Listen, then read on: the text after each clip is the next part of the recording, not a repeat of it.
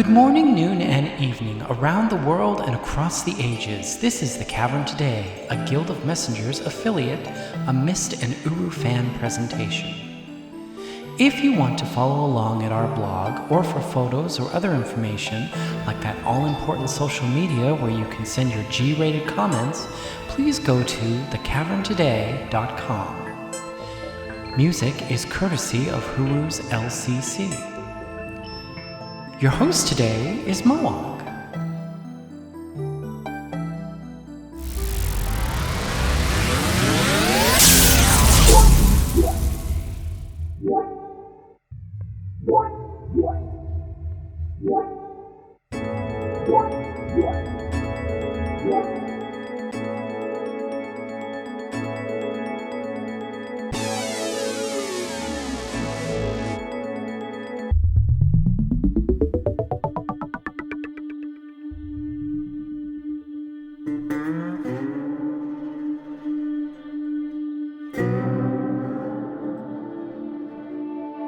Around the world and across the ages, this is the Cavern Today, and I'm Mowog, your host for this episode. The day was September 10th, 2005. Until Uru had been around for about a year, and its numbers were growing. Apple had recently added official podcast support to iTunes a few months prior, and Myst 5 was scheduled to release in about a week. And it was on this day that a group of amateurs released the first episode of the first Myst and Uru-themed podcast, The Cavern Today. And after 20 years of highs and lows, The Cavern Today is still growing strong today. To commemorate our 20th anniversary, we've prepared a special retrospective podcast taking a look at TCT's history and how it evolved over the years as Myst and Uru evolved in parallel. In addition, we'll be bringing you an interview with the competitive Myst Online League, music, and more. We hope you'll enjoy our special 20th anniversary episode, The Cavern Yesterday.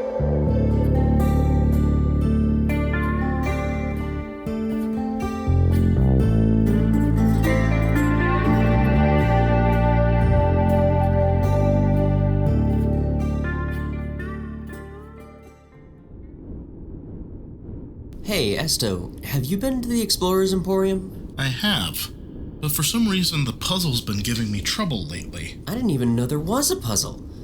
I did notice you can change the lights. I keep randomly changing them and somewhere someone yells out. Wait, that was you? You're the one who's been doing that? That was me! Is that what you sounded like? Kinda, but that wasn't me just now. They'll never catch me. Am I seeing things, or is Dalken looking a bit younger, shorter, and very less bearded? Hey, Esto, did you see me run by just now? You're in front of us right now. How did you... And why is the one running by younger? Too long of a story to tell, but past me is here, and they must be interviewed about their thoughts of past versus present TCT for science! I mean posterity. I think he was headed towards the fountain. Thanks! Talk soon! So we made it into a quad kicking competition, right? So those little buggers seem to barely need a kick to get them running. Yeah, we tried to see who could get them to go the furthest. Isn't it enough we have to shoot them into the water? God, you have to turn it into some form of Olympic event. Even you have to admit kicking is more fun than shooing. Oh, a new face! I'm Dalken. I know who you are, Dalken, but... Wait, do you wear lifts normally? And when did you shave? Sorry, gotta go by. Something strange is happening here. Yeah, it's strange for Dalken to have shaved. Hey, Sherry, Alhon, did you, happen to see, me run by any chance? Dalken, well, yeah, we saw, I guess another you, but before I tell you where he went, what in Karath's Arch is going on here? No time, where'd they go? Yeah, I think I saw him headed toward the Nexus book area. Oh, it's the worst place for them to go. Is this a pogo stick? Oh, what's all this stuff? Who added all these extra books? And what's this? A borrow stone? Here? To a green place? Okay, Dalken, just get away from there. Come with me. Let's just sit down for a nice interview and have some cake, all right? We both know the cake is a lie. Okay, but what if the cake was actually a chocolate orange? Leader, I see something green, which gives me an opportunity to try my alternative body contact linking strategy. You're not supposed to know about that yet. I know about a lot of things I'm not supposed to know about. That's not the point! Darn it! Does anybody know what's going on? The minimum I can say is that there is more than one Dalken. And that makes me very afraid. This is getting out of hand. Now there are 2 of them. Can the world really handle that much chaos? I don't know about the world, but hopefully Denis can. This is not how it was supposed to go! Dalken, what did you do? I sort of, might have, kinda, maybe exploded the time-space continuum just a little bit. I thought it would be fun, okay? It is fun, and weird, and green, and explodey! Dalken! Yeah? Young Dalken, the space-time continuum must be restored to its proper balance. You shall explode only in your proper place in the timeline. Now go. Now, Dalken, do not meddle with things beyond your understanding. You should know better than to trifle with history. Also, Beanie Babies are a bad investment. Too late. Oh well, I tried. Off I go! Farewell, citizens! Oh my god, no, what was that? I guess it was nothing. That was not nothing. Guess you need to catch me and find out. Another normal day at the Cavern today.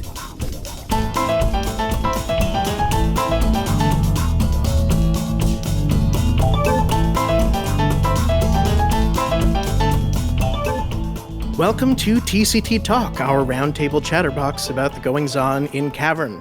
Although today we're doing something a little different. Instead of talking about the Cavern itself, we're talking about the history of our show, The Cavern Today. We have assembled a incredible panel of people who have been involved in this project, some from the very, very beginning. I'm very pleased to present Alhon. Hello. Dalken Starbine. Greetings. Janathus. Hello, everyone. Mowog. Hello again. This is Mowog for the Cavern Today. I'm Maurus, and returning to the show after a long absence is our good friend Tyion. Hurrah. So, such a thrill to have you all on. I'm so excited to talk about some of the history. The Cavern yesterday, exactly. The history of this project that maybe some of our listeners don't know about, some of the behind the scenes stuff. But I figured let's start at the very, very beginning here, historically. Mowog and Tyion. Now, you folks were around from day one. You're both featured prominently in that first episode of The Cavern Today. In fact, Tyion, yours is the first voice we hear when you started. Yeah, lucky me. So I thought we'd start with you folks. And what can you tell us a little bit about the origins of the project? How'd you first hear about it? How'd you first discover it? What made you want to join it? And what was it like sort of working on that very first episode before this was something that even existed yet? It's interesting to think back that far because I don't recall distinctly how I got into TCT. It seemed to kind of grow organically out of our interactions. And suddenly we found ourselves recording, and there we were. I remember the first episode that we put out was a little bit iffy. To the extent that it was reproduced, I think, or we recorded it again later or something like that. And that might have been back when we were working through TeamSpeak, because that was a very clumsy platform to work through. And when we switched over to Skype, that changed things considerably, both in the way that we can interact with one another, but also in the recording quality, sound quality, to the extent that by the time we got around to the second podcast, I was blown away by the quality. Listening to it, I was just thrilled because it sounded so professional, and the way that the music was added in as time went by, and the folks that assembled the skits and things like that, it really was a first-class production. And I was really tickled to be part of it. And at this moment, I'm really tickled to be part of it again. Again, it's great to get back into it because real life kind of overwhelmed me for a long time there. And we're doing great. I still get into the Cavern every now and then. But how I could drop away from the Cavern today, I don't know. And it's great to be back.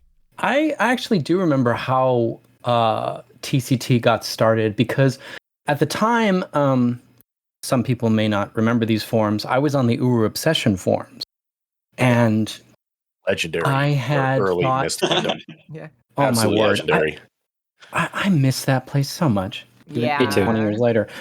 But I was on the Ur Obsession forums, and I think we had just gotten back into the Cavern, and I had actually been thinking, why isn't there any kind of like radio program? Because I'd grown up listening to old time radio and all that. Oh, yeah. Well, what I call old time radio. Mm-hmm. I mean, yeah.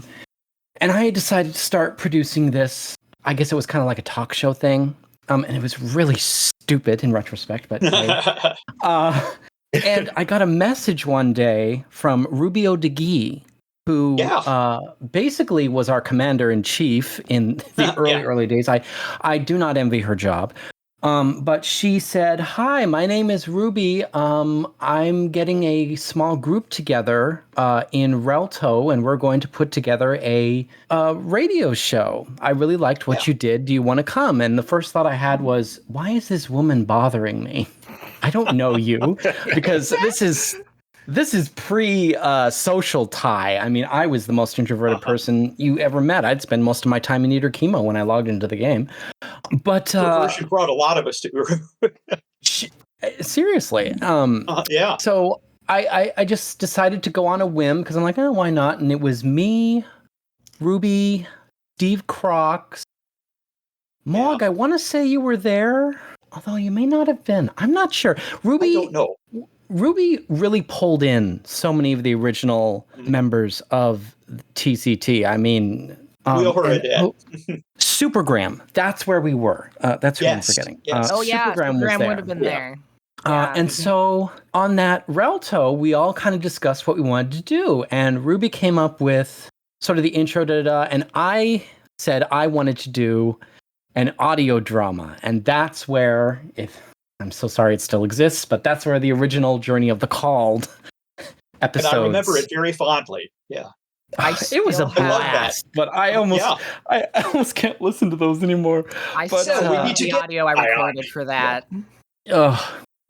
But we kind of came up with the basis for episode 1, and then it was just a matter of recording, and then came forth TeamSpeak, I think, was the first thing we delved in to. And Ruby started a Blogspot blog because that's where TCT originally started. And then she and Steve made the website.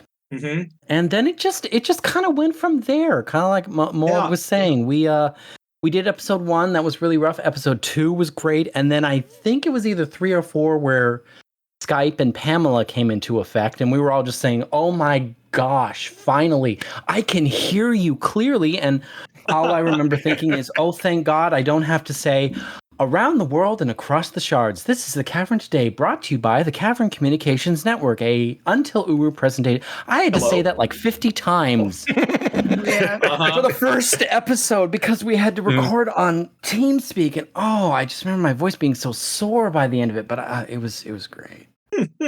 I recently came across those recordings, Dalken. I had decided to clean out my computer because I never throw away anything. I'm such a pack rat. Same here. When it comes to computer stuff. But and here's this young kid. Your voice hadn't even dropped yet. Oh gosh. I dropped as though it has. Yes. When I saw you back in 2023, which I still can't believe that's how long ago that was. I'm like, oh my God, he's a man and he's got a man's voice. I don't know how I feel about that. Yeah. You're always 14 in our hearts, Dalken. This is Dalken Starbine filling in for old man. The lot of water is passed under the arch. Indeed. Oh gosh. What was that, episode 5 that I showed up? It was 6 or 7, I think. Okay. Yeah, I could be wrong. It's been a around while. there. Gosh, that was kind of an interesting situation too, because like I heard of TCT shortly after you guys started putting out those first couple episodes, and I was bumming around on Uru Obsession at the time, but it was also on the Great Tree forums, and I was actually more active there at the time than I was on Uru Obsession, and that was actually where I saw stuff being posted about the Cavern today, and Ruby was pursuing the Alice in Wonderland stuff. Yes. Oh, yeah, that was a big that was project. actually so I was wanting to get more active in the community at the time, and I saw the casting call for that, and I was like 15, and I was like, yeah, this is a thing I can try to engage with, why not? So I took my like cheap $15 3.5 millimeter jack desktop microphone, one of those like STEM mics. And I believe the part that I auditioned for and technically got was the chef. Yeah. Not that ever went anywhere, but then, shortly after, it was like, oh, we need somebody to fill in for Old Man on the News. And that was my first appearance on the Cavern today. That's right. I remember it now. And of course, that's how I met you guys. And your life was changed. It was changed forever. Sorry. I was just thinking back to when we all met up at Mysterium 06. Yep.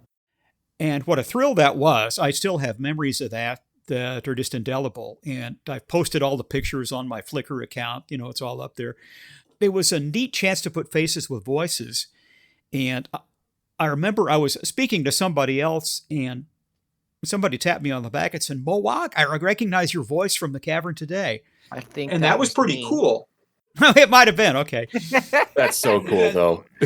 But it was kind of cool that we were getting some recognition. And the fact that what had started as kind of an informal Saturday morning project for us had seen us gather up in Spokane at Tyion headquarters, speaking to Rand. It really was something else. I have fond memories about that. Between Supergram and Dalken, we had a 50-year age span. Yeah. That's amazing for any project, much less a fan project like this. That was awesome. Yeah. It was crazy meeting everybody in 2006 and being like, because of course, aside from talking in text over Skype, of course, we would just have regular calls, like not just for recording, but just for talking about stuff. And so I and a lot of us there like recognized each other by voice. And we hit it off immediately. I remember that. Yeah. It's like we'd known each other for years. Yeah. I had technically been to one convention prior to that. It was EverQuest Fanfare in 2003. Holy cow. Yeah. But that was a different situation because I went with my parents and, I was 13. And it was a little in a handful of hotel rooms up in, the whatever bajillionth floor in Chicago of some hotel. But Mysterium 06 was the first time I went to a convention for me without supervision. Yeah. And then I met all of you and it was like, I'm home. We were family. Yeah. And I think that says something for the Myst and Uru fan base too, is that it really did become something of a family. Yeah. We had that unity, and we had our squabbles, but on the whole, it was a sort of a family experience. Yeah. A very comfortable place to be. But thinking again about those early days of TCT, I think one of the other really interesting projects that we were recently able, luckily, to get back on our website is on the side of our normal podcast feed, there was also another incremental feed that had gotten started, which was originally called the Shortwave, but eventually became the TCT Extra. And of course, Alhon, you essentially headed up the, at least, foundation and formation of that. I wonder if you could speak a little bit to the history of that, how that got started, and how it was working on that in the early days and how it developed over time. Yeah, that was a fun project. When I joined TCT, I'd been a fan of the podcast for a little bit. I'd been part of the Star Wars podcasting community back in its extremely early days, to the point where the fact that one of the shows became a podcast, as in had a RSS feed that delivered episodes to you, was a big deal. We all mostly called it like actual downloadable radio shows because we didn't have feeds. But I've been looking for a Myst related one just to see if there was anything. Found TCT, listened for a few episodes, and then asked if there was anything I could do as a staff member. Kind of asked if I could join and if I could volunteer, help out, because it seemed like a fun project. And I got assigned to this idea of the shortwave, where it was going to be fast release news bites. I can't remember if I was in high school or in junior college at the time. I think it was just high school, actually. And I had some capacity to be able to see a news story, quickly rattle off a 2 to 5 minute quick recording, give it a single editing pass, and get it up on the feed so people who are looking at their podcast feeds could see that, hey, a shortwave came out. That means there's been some sort of Cavern news. And breaking news, breaking news in so many ways. It's really funny kind of thinking about this. It was a very crude and very with the technology of the time kind of TikTok feed in a sense, where wow, yeah, you're right. I hadn't thought about it like that way. A TikTok feed or an Instagram feed where it's like quick recordings. I think the shortest one was like 45 seconds. You just, hey, this happened. Move on with your day. Get it out there. People will get a ding on their iPhones and say, hey, there's a new episode for download. It's very small bites. Could listen to it easily and move on. It was a wild, fun little project, and I was really proud of it. We put out, I think overall, I put out like 50 or 60 episodes of it. Just at least that, yeah. Yeah. And I know, Dalken, you stepped in on it a few times too when I was away from the microphone and away from my house, and you could get onto it fast. Times when you're like, hey, we need to do this, but I can't record. So I stepped in and did the recording for it. And I honestly thought the idea of the shortwave was pretty cool at the time. I was like, oh yeah, we can get the news out like right now. So yeah, that was fun. Yeah. And outside of being at your computer on the message boards, Twitter was still a really new thing. Facebook wasn't set up for sharing news updates like that. That was just for friends at the time. So it really was the most efficient way to spread news fast at the time. And we pioneered that. And that's kind of cool to be part of. Yeah. Yeah, I can say around the time when I had discovered the Cavern today, the extra, as it then was called, was what made me really go, oh, this is really cool. This is something that I would love to like submit like a demo to and see if they're interested in having me, contribute stuff to it initially. And then eventually I became more and more involved with the podcast itself and yada, yada, yada.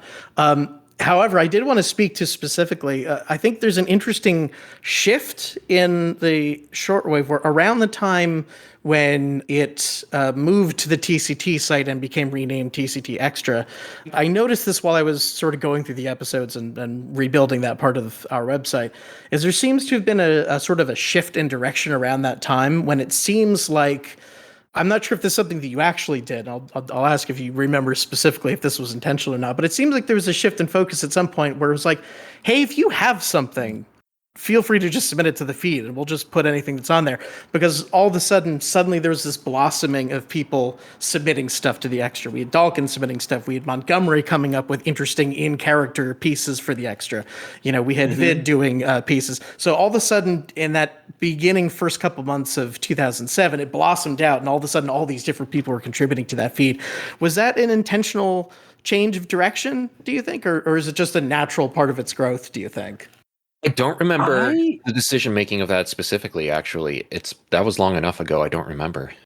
I think it was a decision. I know that in 2007, we were always trying to do new things. And I think at that point, we had a discussion about, well, this is great, but let's kind of open it up a little bit. So I think it was a decision that we had made, but I could be remembering incorrectly because there were a lot of things going on, especially in 2007. Yeah. I do think you're in the right neighborhood at least, because I seem to recall that it was around the same time I was also experimenting with the in-cavern interviews. Right. Around that time. And I think like the team was just getting a lot bigger really quickly. so we also just had a lot of ideas flying around, like how can we make the show more betterer, more interesting, more, just throwing ideas out left and right. So I think the answer there is kind of a little bit of both. A little bit planned, a little bit organic. I mean, that also lines up with when the Game Tap revival of Uru was happening. Yes. So there was a lot more focus on Uru in general. There was a lot more interest in Myst in general. We were really kind of the only game in the audio space at the time.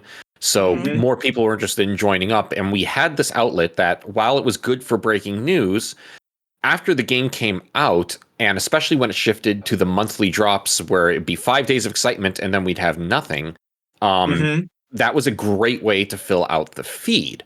So it makes perfect sense that we were just kind of populating. There was more creativity than could fit in the main podcast. And then we had the side feed that was real exciting for 5 days a week and then was kind of quiet. So it makes perfect sense to fill that. The Archiver was really kicking off at that time. That was a cool project. I like that. Was I wish my biggest regret was not being more involved in the Archiver at the time. Because I barely touched the Archiver. Sure. But I did always just think it was cool. It's like, oh my gosh, we have a print thing as well. Like, we're getting so crazy. So yeah, eat that, News Tribune. Cool. That was also, I mentioned it earlier, that's around when I showed up. I was in high school, already had an interest in audio editing and production. That was already sort of part of the focus of my studies. I spent a lot of time in like a lab in our computer that had, Logic Pro on them and stuff, and I had been messing around with. And so the first episode I listened to was Unity in the Community. That was the newest episode around when I discovered TCT. But then I had been digging through the TCT Extra. I was really interested. And Alhon, I reached out to you and said, I would love to be involved in this project. I had done like a couple of those and then became more involved with editing the skits in later episodes and then started showing up in TCT Talk itself. And then once we started with Topside, I was just sort of a regular staff member at that point. But that was my entry. That was the way of dipping my foot in there, was totally the TCT Extra. Yeah.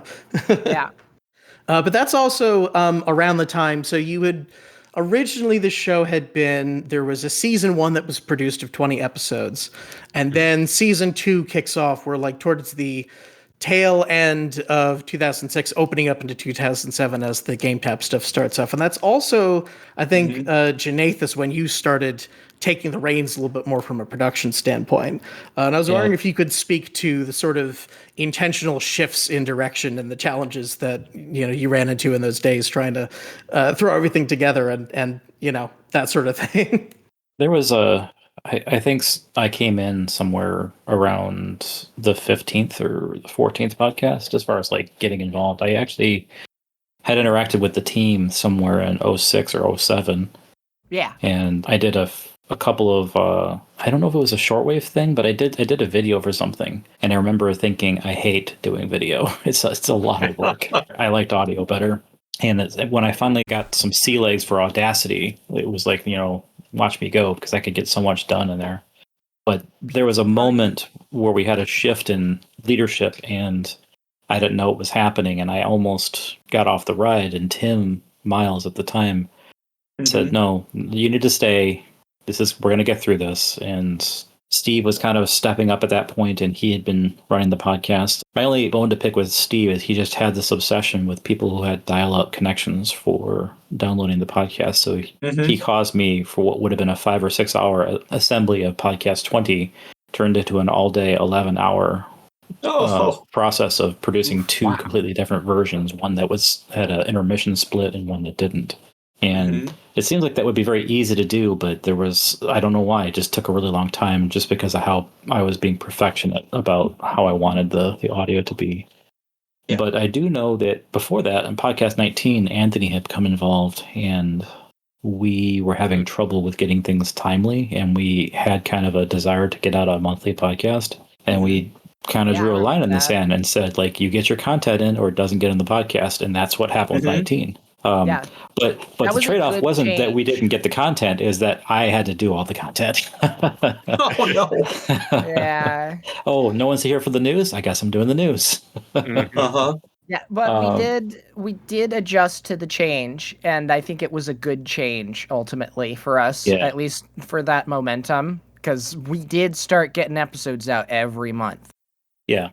And that's the cost of doing business. It wasn't, there was no like, I hate everybody. It was just, if we want to get this out monthly, we have to stick to our deadlines. Yeah. And I would think we had a bigger staff being then. mean, that's just facts. Yeah. So, and it's because the Game Tab stuff was happening. I think podcast 20, we had somebody featured on the cover whose name I can't remember, that Tim photoshopped in for me. Trent Hershenson. Oh yes, I remember Trent that. Hershenson. Thank you. And this is all before we started doing the TCT Talk, which I think Talk really made the podcast more of what we're all comfortable with doing. Like I remember when we first did the Talk, and I was like, God, this is what I wanted to do. This is what I wanted the podcast to be. Not that I don't like the skits and the stories and stuff, but I could really bite into the talk stuff. I don't think I'm a good actor. I don't like hearing my voice in the skits. I prefer to write them rather than participate. So although I don't know how, I had no argument with Steve, but after 20, I said, I'm not doing that ever again. And I'm not making any money for these 11 hours I put into this. Like I'm gonna, and there's late 2006, early 2007, most people were on broadband internet. At that point. And now you can stream in on your phone. I mean, like your phone can just it doesn't have to download it, just plays it. And all of those points are really, it's something I've thought about, a really interesting difference between podcasting as a space then versus the way it is now, is file size, not really something I have to worry too much about anymore. Whereas before, I think, it sounds like you guys painstakingly were making sure every MP3 that was bounced was fitting within a certain size requirement. Nowadays, I'm like, this one's 500 megabytes, whatever. We were in the outlands of the Borderlands back in the early days. Yeah, it was. It's kind of crazy to think about how much we got done, considering where technology was. Yeah. Well, do you remember trying to find some way to record Skype conversations, and what a deal that was? Oh yeah. Yes. You just couldn't do it without a special app. Yeah.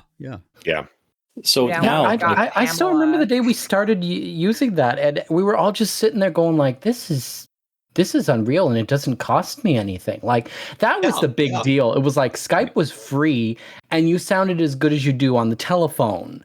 And it's like, it's not costing me like $100 so-and-so dollars. Even better. Yeah. I just kind of wanted to speak to that point of like, it didn't cost anything and how different the podcasting space is. We have never, from the start of the podcast through now, never taken a cent for this. No advertising, no support, anything like that.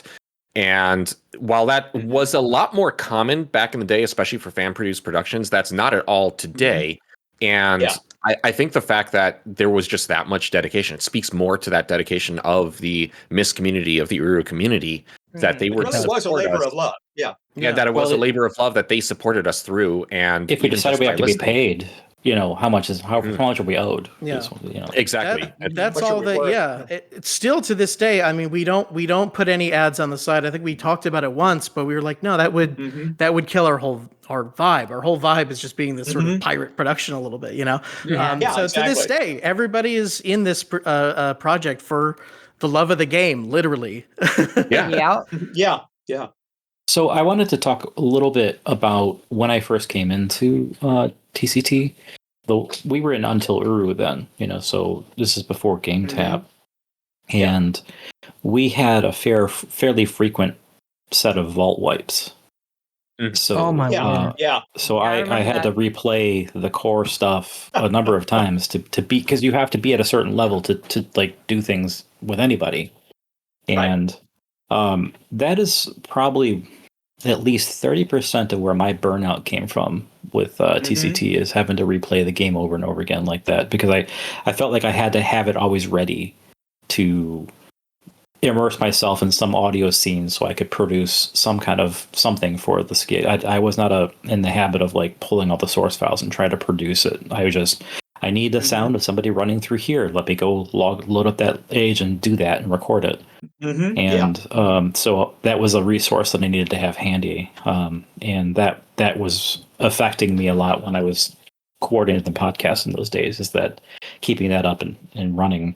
I never really tried any, like there was a lot of different servers or shards, but I don't remember. There were like, I think there were three main shards at the time. There was Tapestry. Yeah. Damala came later. Yeah. Well, Damala was like that was like the main shard because they shut the other shards down when Game Tap came out. So I remember Damala was active Damala. in 06. Yeah. Yeah, Damala came around 06, and then particularly as they were gearing up to move over to Game Tap, all the other shards shut down.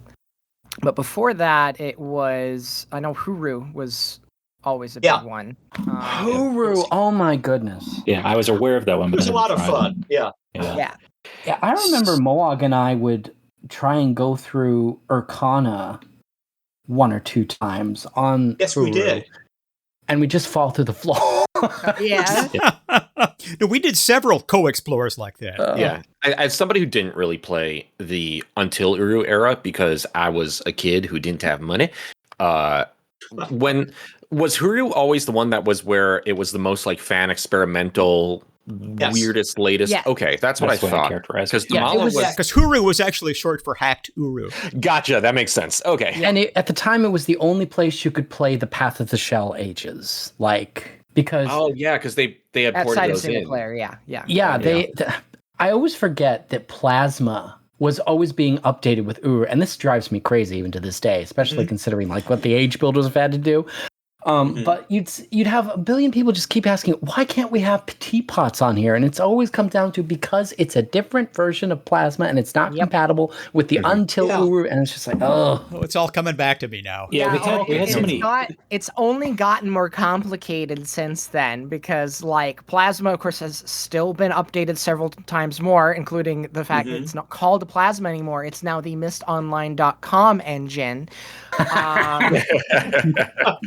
And then, there's the fact that we moved from, we've got a completely different physics engine now. So we went from Havoc to PhysX. Yes. And that's why we can't cone surf anymore.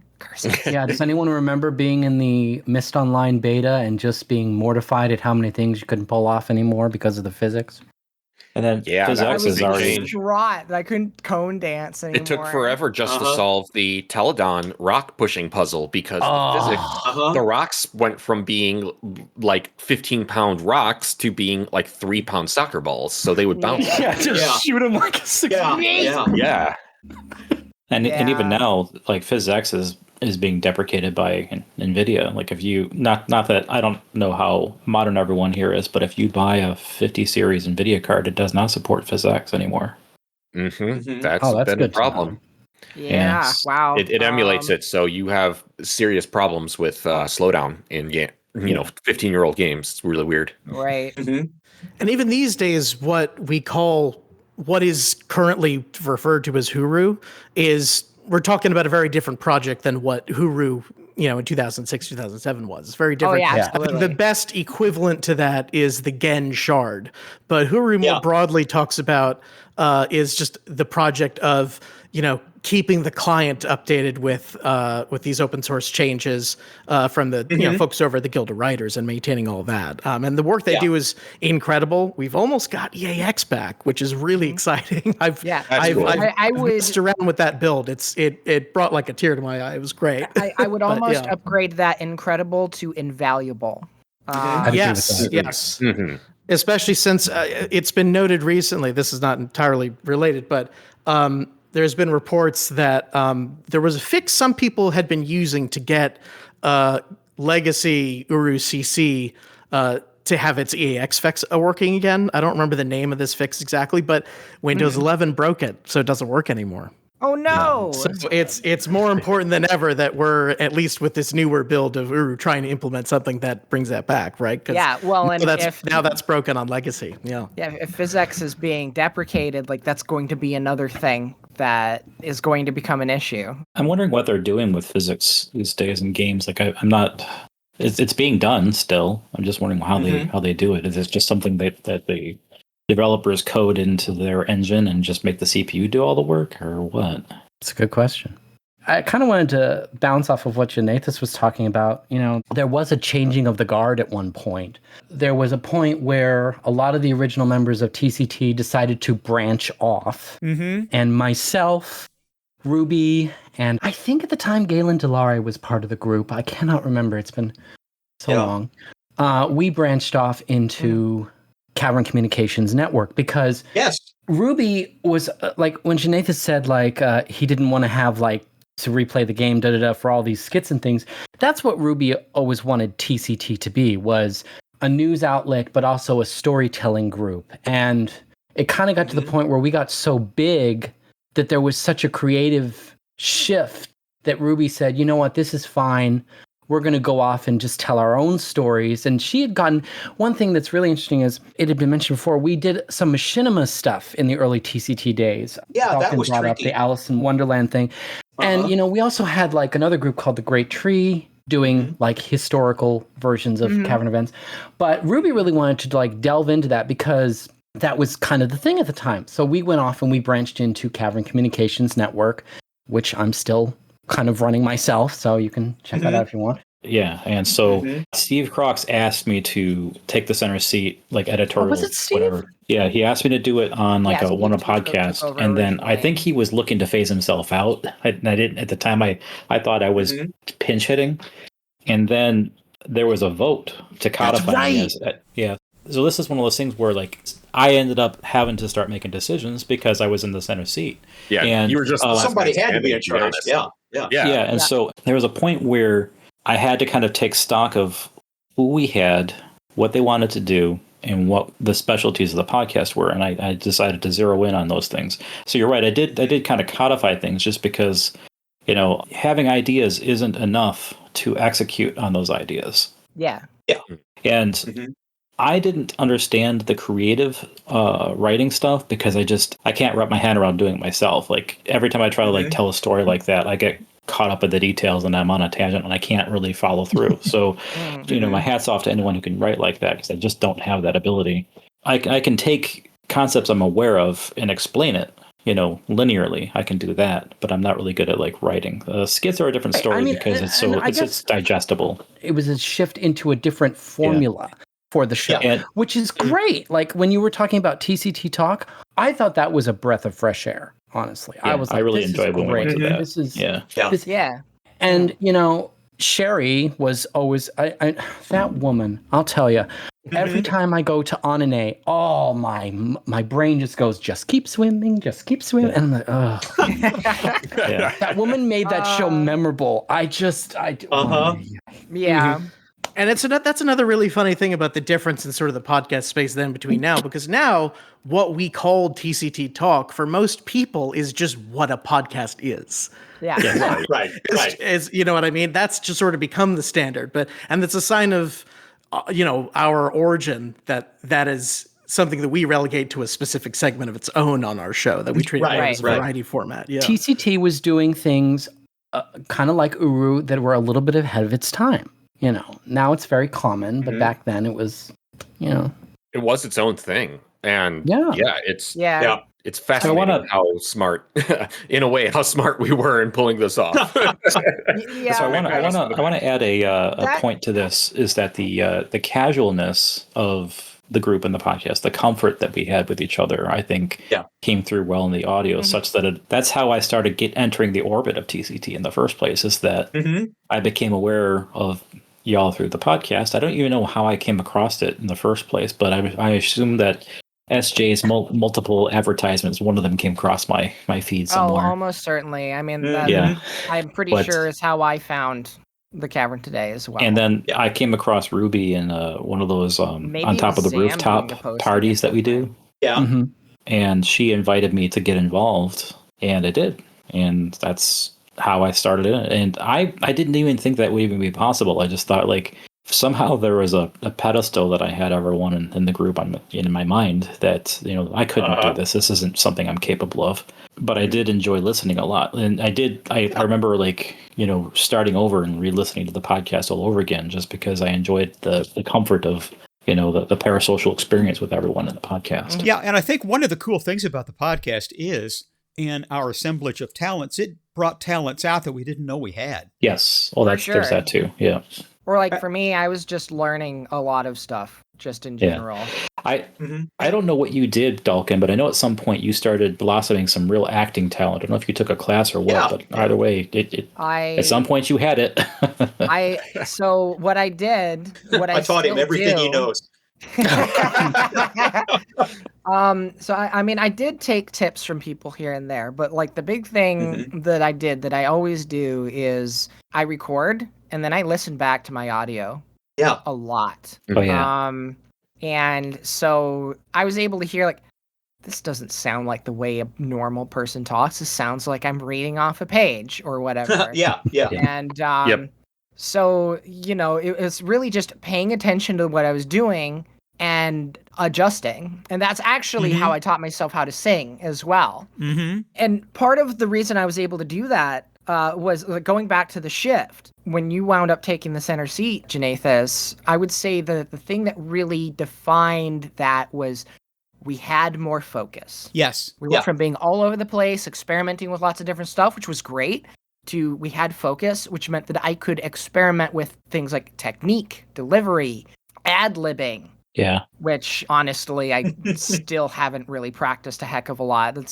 My improv skills suck. Yeah, so I remember recording one of the skits which involved you, and I was handed this stuff to do. I didn't say, hey, I should do this. And I remember being so embarrassed recording in my room. I'm supposed to be struggling with like a vending machine, and I'm supposed to be making these noises. Like, this is so embarrassing. Doing this out loud. I remember that. That was the first skit I edited. I remember that. That was a big hurdle I had as well. And I'm sure you probably wind up hearing it at some point in my performances when I go from, I am so nervous to do this, to, okay, I figured out a time to record this stuff when nobody's home, to, all right, I don't care. I'm just going to be ridiculous on the mic because it's good for the And it just became very natural. Yeah. Yeah. Right. Well, I mean, I like what was executed, like what Maurus ended up with, I think worked. But I remember just playing back the audio and just cringing in my seat, like, okay, I'll just send that through and maybe that'll work. And it did work. Yeah, but we've all one with the cringe. Oh, yeah. You must become one with the cringe. Yes. I mean, Mowog has said things like cringe, own the cringe, become. Mowog said something about a good delivery can bring new life into even shoddy writing. It's alive. Yeah. So You can write this stuff, George, but you sure can't speak it. Like it. Come on. Oh, not the George. I did not say that about Journey of the Calls, by the way. Yeah, but you can say that all you want about JOTC. Oh my word! Although there is, and sometimes when I've written the skit and people get extemporaneous on it, it's like, that's not what I wanted. Well, that's what it is now. Yeah. No, I know what you mean, because when I feel like we all did that though, because I remember the first time I heard my voice after I recorded the intro to the original show, and I'm like, I do not sound like that. And I think it was Janathus or somebody else, but I remember getting into a call and somebody somewhere during the whole TCT thing said, you sound older than I thought you'd be. And I said, really? Well, how old do I sound? And the guy said, well, you sound about 40 years old, divorced, and you have 2 kids. And I'm like, I'm 17 years old at this point. Wow. Mm-hmm. You just left Netflix out in the car. Yeah. Meanwhile, I went from sounding like I'm 12 to sounding like I'm 15. Yeah, that's still enough, Although I will say, Ty, you have never sounded 40 to me. You still do not sound 40 to me. I don't know what I every time I pick up the phone and answer it, someone always thinks I'm a girl because I talk on kind of high. All the time for me. Yeah, I had a call center job, and literally every single call would be like, hello, my name's David. How can I help you today? And every call would end with, thank you, ma'am. Goodbye. So, What part of David didn't you understand? Yeah. You just get to the part where you're like, "Hi, how you doing? It's time to talk now." You know, I did a tech support job where you had to brand the calls when they pick up. I was like, nobody hears it. Nobody even they don't even know that you said it. And oh so yeah, no, yes. it does not get processed at all. They're here for what they're here for, and they want to know like when can I tell you the thing I need to tell you? You know, so they don't really care about the part you say in the beginning. The number of times I would pick up the phone at home, and so we would go like they would think that I was my mom. Was basically every time. Oh golly. I do think it's an interesting note about that sort of shift in direction, because I do think there's still a little bit of that in the DNA. And what I mean by that is I think in the modern iteration of the show that we're doing right now, I think the recurring segment that we do that reminds me the most of something like Torin Echo's Journal is Esto's segment, the historical segment Deep Dive.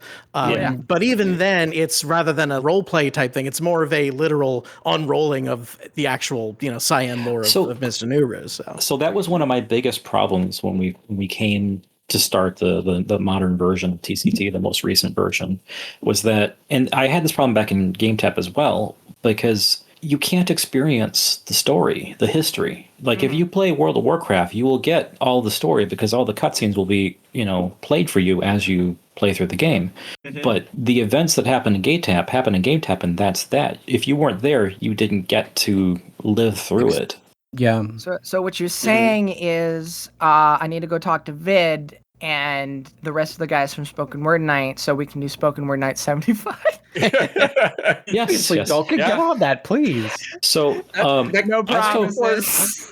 Esto somehow must have taken it as an assignment, and I'm happy he did, because I just didn't know even where to begin, and I have no doubt it's a lot of work, but I know that when I listened to the first one, I was like, this needs to be something I can click on the website, not have to find it in the podcast. This is just that good. It's got to be by itself somewhere.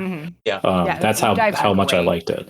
Yeah. Also, I remember when I came up with that crazy idea for redoing the Riven commercial for the skit.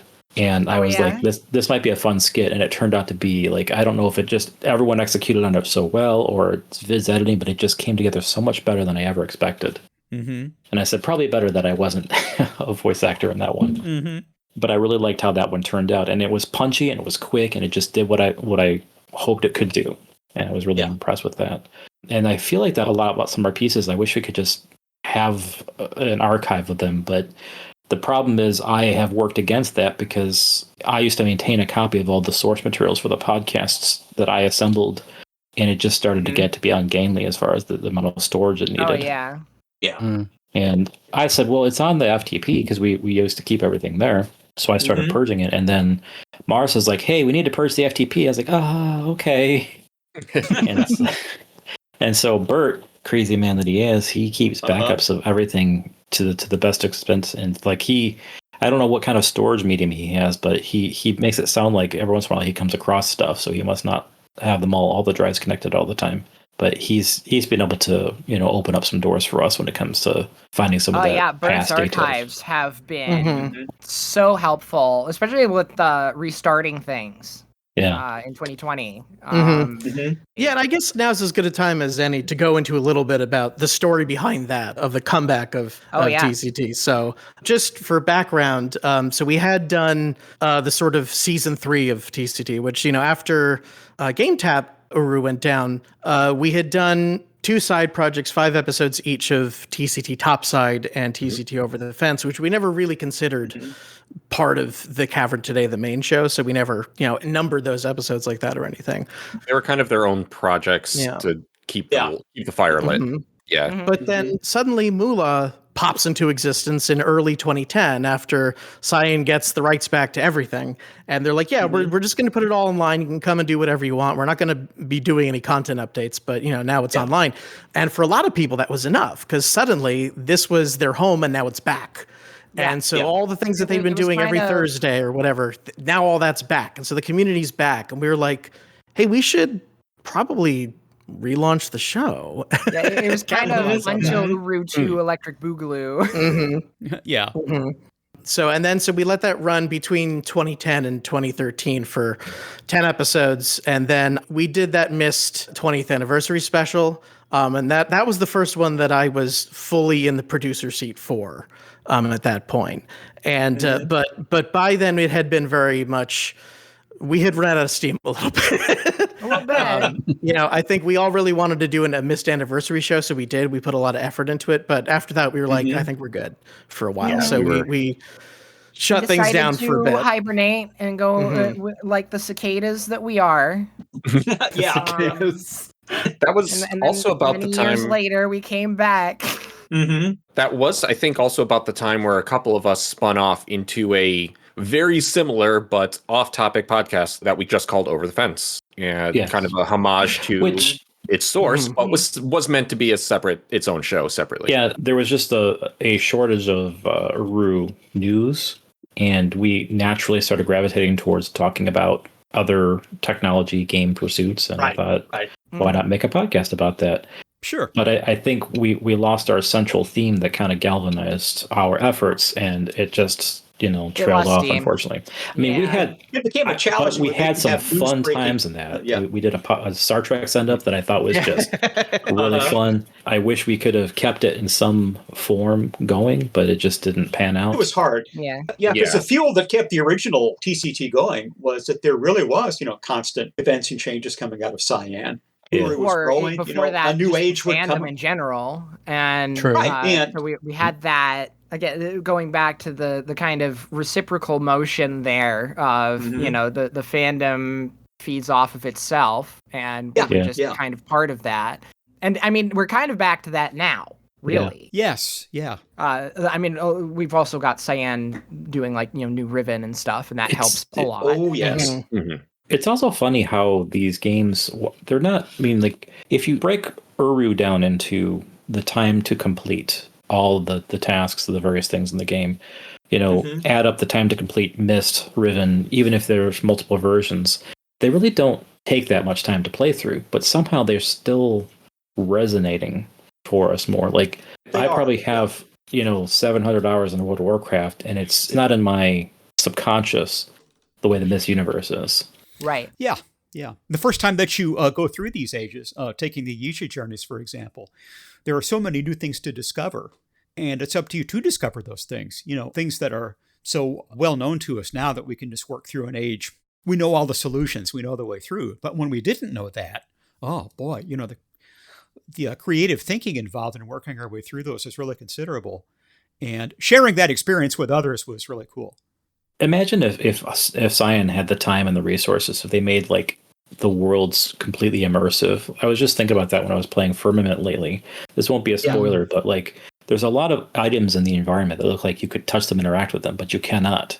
Imagine if you could, what kind of red herrings those could turn into of all the things you think that you what's this? Is this important? Is this core to the story? You could be headed down so many different tangents based upon, a certain amount of interactability in the environment. And I understand that they rightly should focus on, what drives the story and the game experience forward. They've always been good about paring it down to just what was essential. Yeah, but because of the nature of a fully rendered 3D game and the ability to move around in that space, you naturally have to ask your question, okay, I can move over here. Is there a reason I should be over here? Is there something to do over here? Is this a path I'll take later?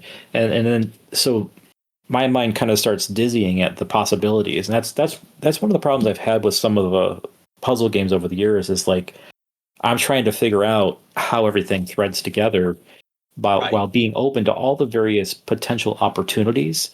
And I think that causes me to miss the big picture sometimes. Yeah. Legit.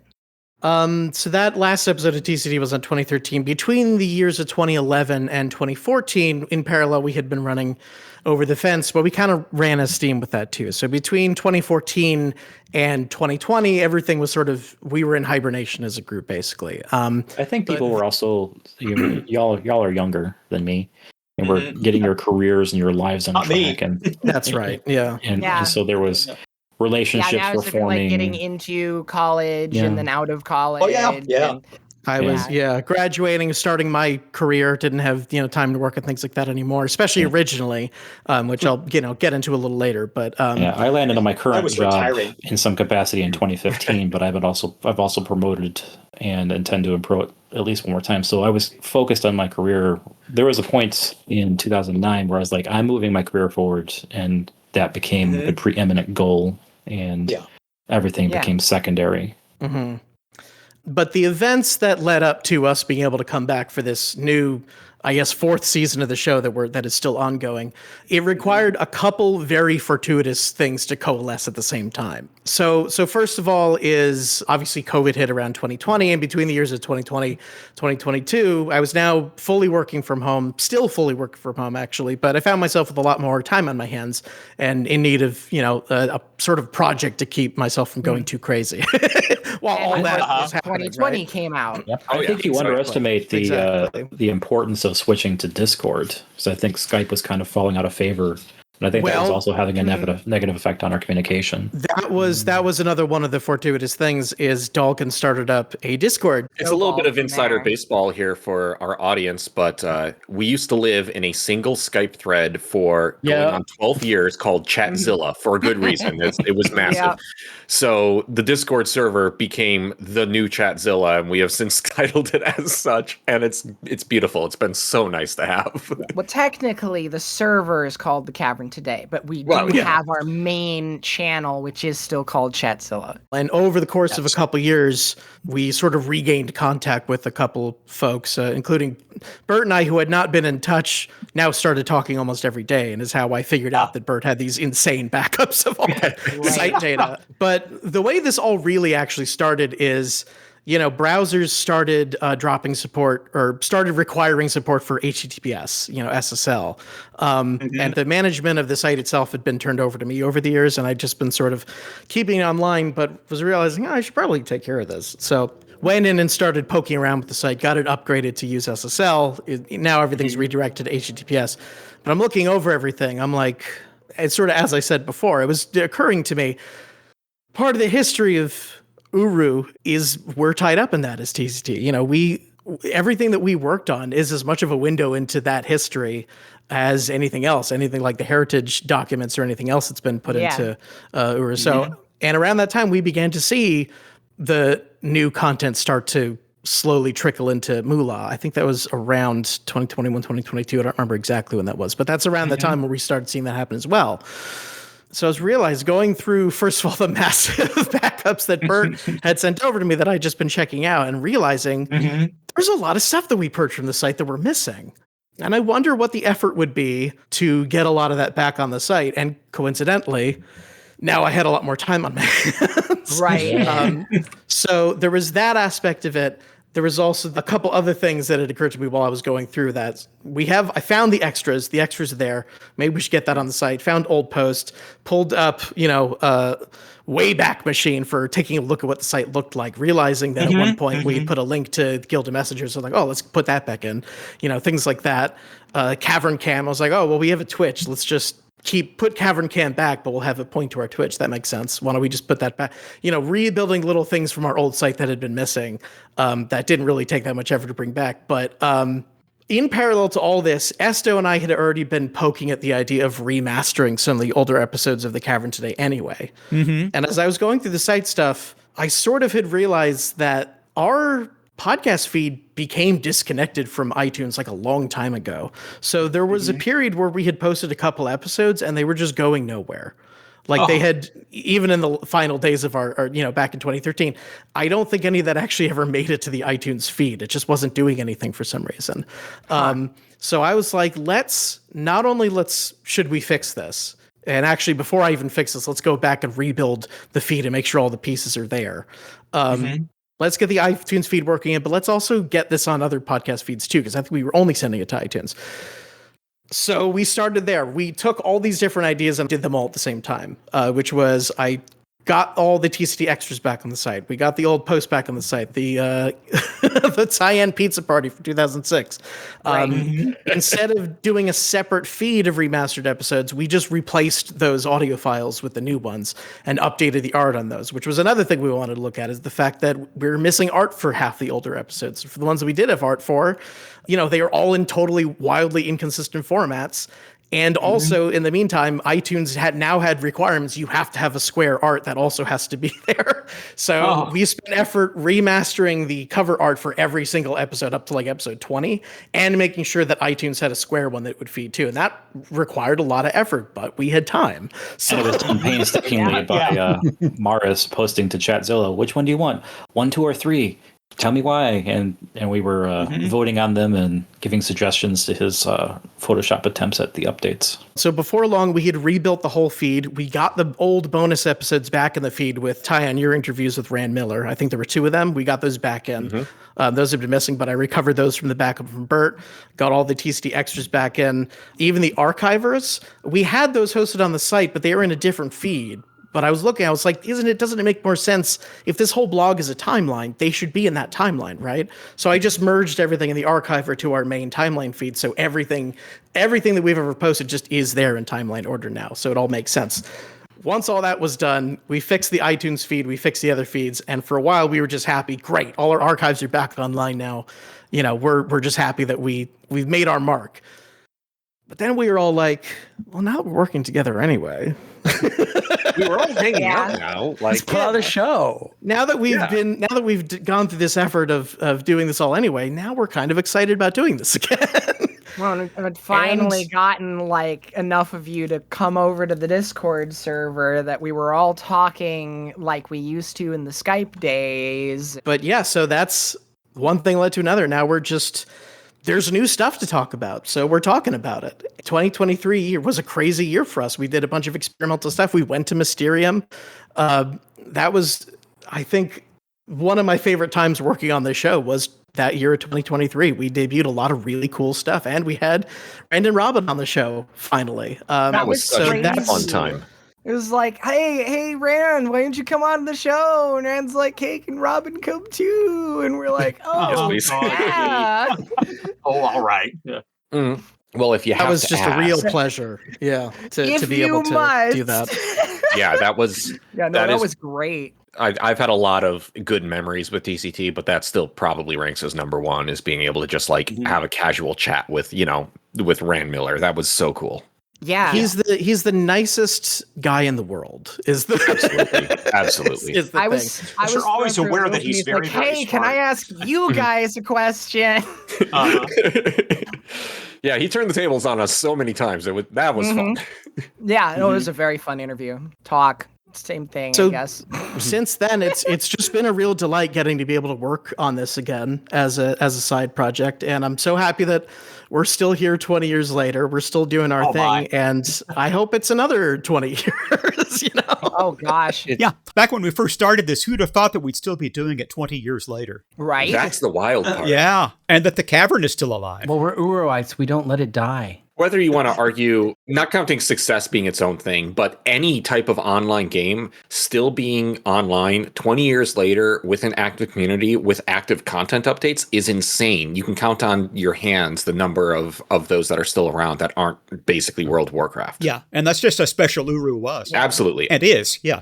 It's totally unheard of, exactly. It's just it's another sign of the tenacity of this community. And something that gives me a lot of comfort is the fact that with this having gone open source, Tyion could go under and somebody will spin up another server. I hope they don't. It's just, of course, God forbid. But my point being, even if Moolah were to go down, there'll just be another server spun up within a couple days. And that'll just keep happening.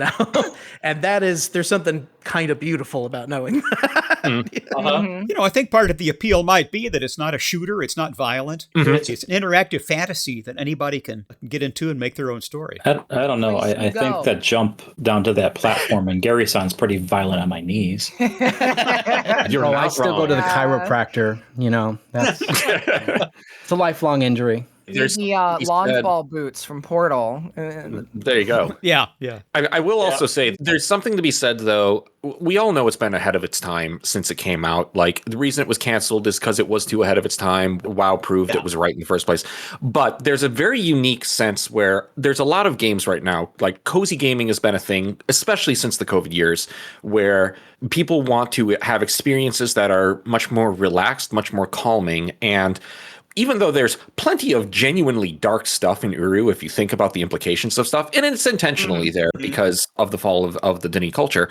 Right. But Uru is the only MMO that is what the Zoomers would call a vibes MMO. It is so atmospheric. You're not focused on skills, on combat, and that sort of thing. You wander around, and by wandering around and just slowly piecing things together, you get to wander around more. And to some people, that's a negative. I get that. But it really is like the cozy MMO now, where you can just, you might be able to meet people, or you can just ignore them. You can just explore the massive Agera area, or you can go into the individual worlds. Like, it really is that special thing that, again, it just speaks to how forward-thinking this was, albeit in this case about 15, 20 years forward-thinking. And I think that's why TCT was such a success, partially because one thing that Ruby often said, and I still agree with, is you could feed off that vibe and we could make our own stories and we could just bounce off of everyone who was doing things in the Cavern. And unlike making it, I mean, we made a lot of stuff up, but the fact that we had an active community where like Essjay was doing something, or someone was holding a hood event or something, just made the creativity of the early days so vibrant and fun. And I can't remember each other. Ever feeling like I would look forward to waking up in the morning and getting up on Skype and saying, okay, what's going on in the Cavern today? What are we going to do? What do we have to do for this next episode? It was such a vibe, like Alhon was saying. It's just the creativity was nothing. Yeah, there was nothing else like it. And there still isn't, in my opinion. So, So I think it's just about time for us to start heading in the direction of wrapping things up here. But I think we'll hit on one final talking point here for everybody, which is, okay, so here we are in 2025. This project has existed in some way, shape, or form for 20 years at this point. How in that time have your views on Myst and Uru, as a fan, changed in that last 20 years? And just in general, but also with consideration to how there's different ways of being able to play it on now. It's not just on computer anymore. It's also on console. There's VR versions, things like that. Has that changed the way you've engaged with Myst and Uru? And just in general, how have your feelings about the franchise changed in that time? How's your relationship with the franchise changed in that time? Yeah, I think I can contribute. I have played every title up to and including Firmament. Thoroughly enjoyed them. Now, that's not saying I finished Firmament, because I haven't. But the aim is to do having some issues with a bug. Well, yeah, if it was indeed a bug, but only to say that I did play part of it in a PC VR, and it was so fascinating to be a part of those worlds, to be able to look around like I was actually there, to have a sense of depth and distance. It got me to thinking back a little bit to when Uru was active. I had in my NVIDIA graphics card the drivers to enable different renderings of 3D, and one of those was anaglyphic, where you could do the the blue and red screens and wear glasses, and it was possible to play Uru in 3D. Oh yeah, I had shutter glasses for that. I used shutter glasses too. Yeah, until I upgraded my computer or got a different monitor or something, and they didn't work anymore. But that really did add a new dimension to it in more ways than one. Because there was depth. You were a part of the worlds. To experience the worlds in VR was just staggering. Using a Quest 3, it works beautifully, and I've enjoyed that a lot. And it got me to thinking, I think every time I get into Abduction or Firmament and am admiring the deep details in the environments and the ability to walk freely through them, wouldn't it be great if the Cavern had looked like this? And if there was some way to play Uru in VR, to actually put ourselves into the hoods, into the ages. Hey, do I have news for you? Oh, do you now? Yes. So there's this thing called the VR Guild. I'm writing down as we speak. It's a group of us who are Myst and Uru enthusiasts who are also VR enthusiasts. And a bunch of us are in this social platform called VR Chat. It's not dissimilar from like Second Life and there, but of course, VR. Now, it's not VR only, but it is VR centric. And so one of the things that we've been allowed to do with Uru being open source is porting Uru ages into VR chat. So you can actually go into Bevan in VR. Oh, I might have to try that. Yeah, so we don't have all of the ages by any stretch of the imagination, but Opcode, who's our guild master, essentially, has ported in Bevan and the Nexus, which has portals to basically all of the worlds in association with the VR guild stuff. Sure. Oh, and Bevan also has a functioning Ayuhik table now. Cool. Let's see. We've got Eder Sogol was the first one that Opcode did. Somebody ported in Kadish Gallery, which it's a bit off scale, but it's got the theme in there and everything. Yeah, I love that music. And that same person also ported in the Onane Cathedral. Yes. And I've got, it's not in VR chat yet, but I've got a Unity project sitting with a halfway completed Eder Dellen. Oh, very cool. Very cool. But suffice to say, you can go see some parts of Uru in VR today. And honestly, it doesn't look that bad. Like, I would have thought it would have looked a lot worse than it does. And one of the most awe-inspiring, because like going into Uru with the shutter glasses was one thing. Just having the depth was incredible. And I did that with a number of games, like Star Wars Galaxies was another I was playing at the time. But going in VR and having like the actual like first person perspective plus the depth, it's like, Bevan's so much bigger than I realized.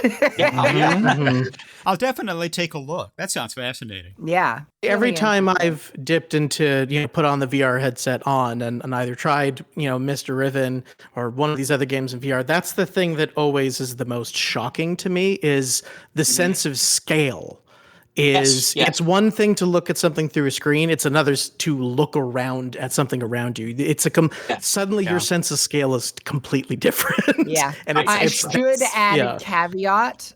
Most, if not all of these worlds are not Quest compatible. You need to be doing tethered PC VR in order to actually visit them. Oh, that's what I would do. Yeah. I can do that. Okay. Well, very cool. I think for me, my viewpoint on Uru is I think there's still a lot of potential that is actually finally going to see the light of day. That's kind of where my headspace is, especially with the age builders. Like, the progress that they've been able to make in just the last year and a half is insane. There's some exciting stuff out there. Exactly. I mean, before the show, we were talking about one of the ages that has been added, the Explorer's Emporium. And I think that is probably one of the best pieces to have been added to Uru in the past decade because it's such a place you'd think would be in the Cavern. It's just this giant emporium of books and things, and it's got a great soundtrack to it. The puzzles are fun. Like, I felt like I was playing an OG type age when I was going through that. And it was just this really simple puzzle, but it was a lot of fun. And I won't say what happens when you complete it, but I think it was a very nice reward, Where's the linking book for that? Well, I can't tell you. Oh. Well, I mean, I guess I could. Then you'd have to kill us. I've already killed you like 4 times, but you seem to be coming back, Dalken. I don't know what it is about you. Maybe it's all those oranges you eat. It's a minor inconvenience for the master of explosions. So he's back. But I mean, you survived a piano falling on you, so my favorite sketch. That is one of my favorites to listen to. But honestly, I'm very excited to see what comes out of age building in the next year or so, because even in regards to the tools that are available, like we've made leaps and bounds in just the ease of making ages. And I remember when age building first got started, and it was like tooth and nail just to get anything in the game. Yeah. And just seeing now that we actually have... The original tools were developed a long time ago. Yeah. Well, they were. And like everything else, it was very early stuff. I mean, we've got a workable server now. We've got tools that let you import things. We got better lighting. We got better textures. We've got ages that look literally like cyan quality. Yeah, I mean, some of the stuff that Tweak is like the epitome of age building. Well, let's be fair. Anyway, go look. It's great. And we've got all this in like a hub space now. Like most of them are in Chiso-Primiv, actually having a space for all the fan age content. Like and it's even on the bookshelf now. We got a freaking book that links you right from Relto to the fan content. I think that was such a smart way of handling it too. At introducing Chiso-Primiv, because it's if you're going to introduce a bunch of fan content, to a game like this, you're going to have your share of traditionalists who think that adding that kind of thing is sacrilege. So creating a hub specifically for fan age content therefore makes a lot of sense. It's your choice if you want to go through that step of branching out to fan age content or not. If you don't want to do it, you just don't. You just don't go to Chiso-Primiv. And so I think that is the best way of doing it. I think that's a good compromise. So yeah, that's kind of my stance, and I'm very excited to see what comes out of this, because that's I feel like that's what Uru was originally supposed to be. It was supposed to be a place where people added things, where things were happening, and all that good stuff that Rand said 20 years ago. Yeah. I guess I can kind of jump in. I had fallen off of Uru real hard during the 2010s, both real life, other interests taking control, a lot of that kind of stuff. But kind of the resparking of conversations, the TCT Discord getting fired up, and really once I also started getting into VR a little bit, kind of during COVID, and the release of like the Quest version of Myst, like I had bought Myst 3-4 times already. I have a display cabinet downstairs that has my, no joke, 5 different copies of just Myst in it, which includes the PlayStation 1 and the 3DO version, which is I found at a random sale at one point and had to have. But finally being able to say like, hey, here's this game I've played since I was single digits. I might as well give it a try here and be able to start walking around and being able to actually feel out and just with the subtle controller vibrations, I'm able to touch things. I'm able to actually be part of this.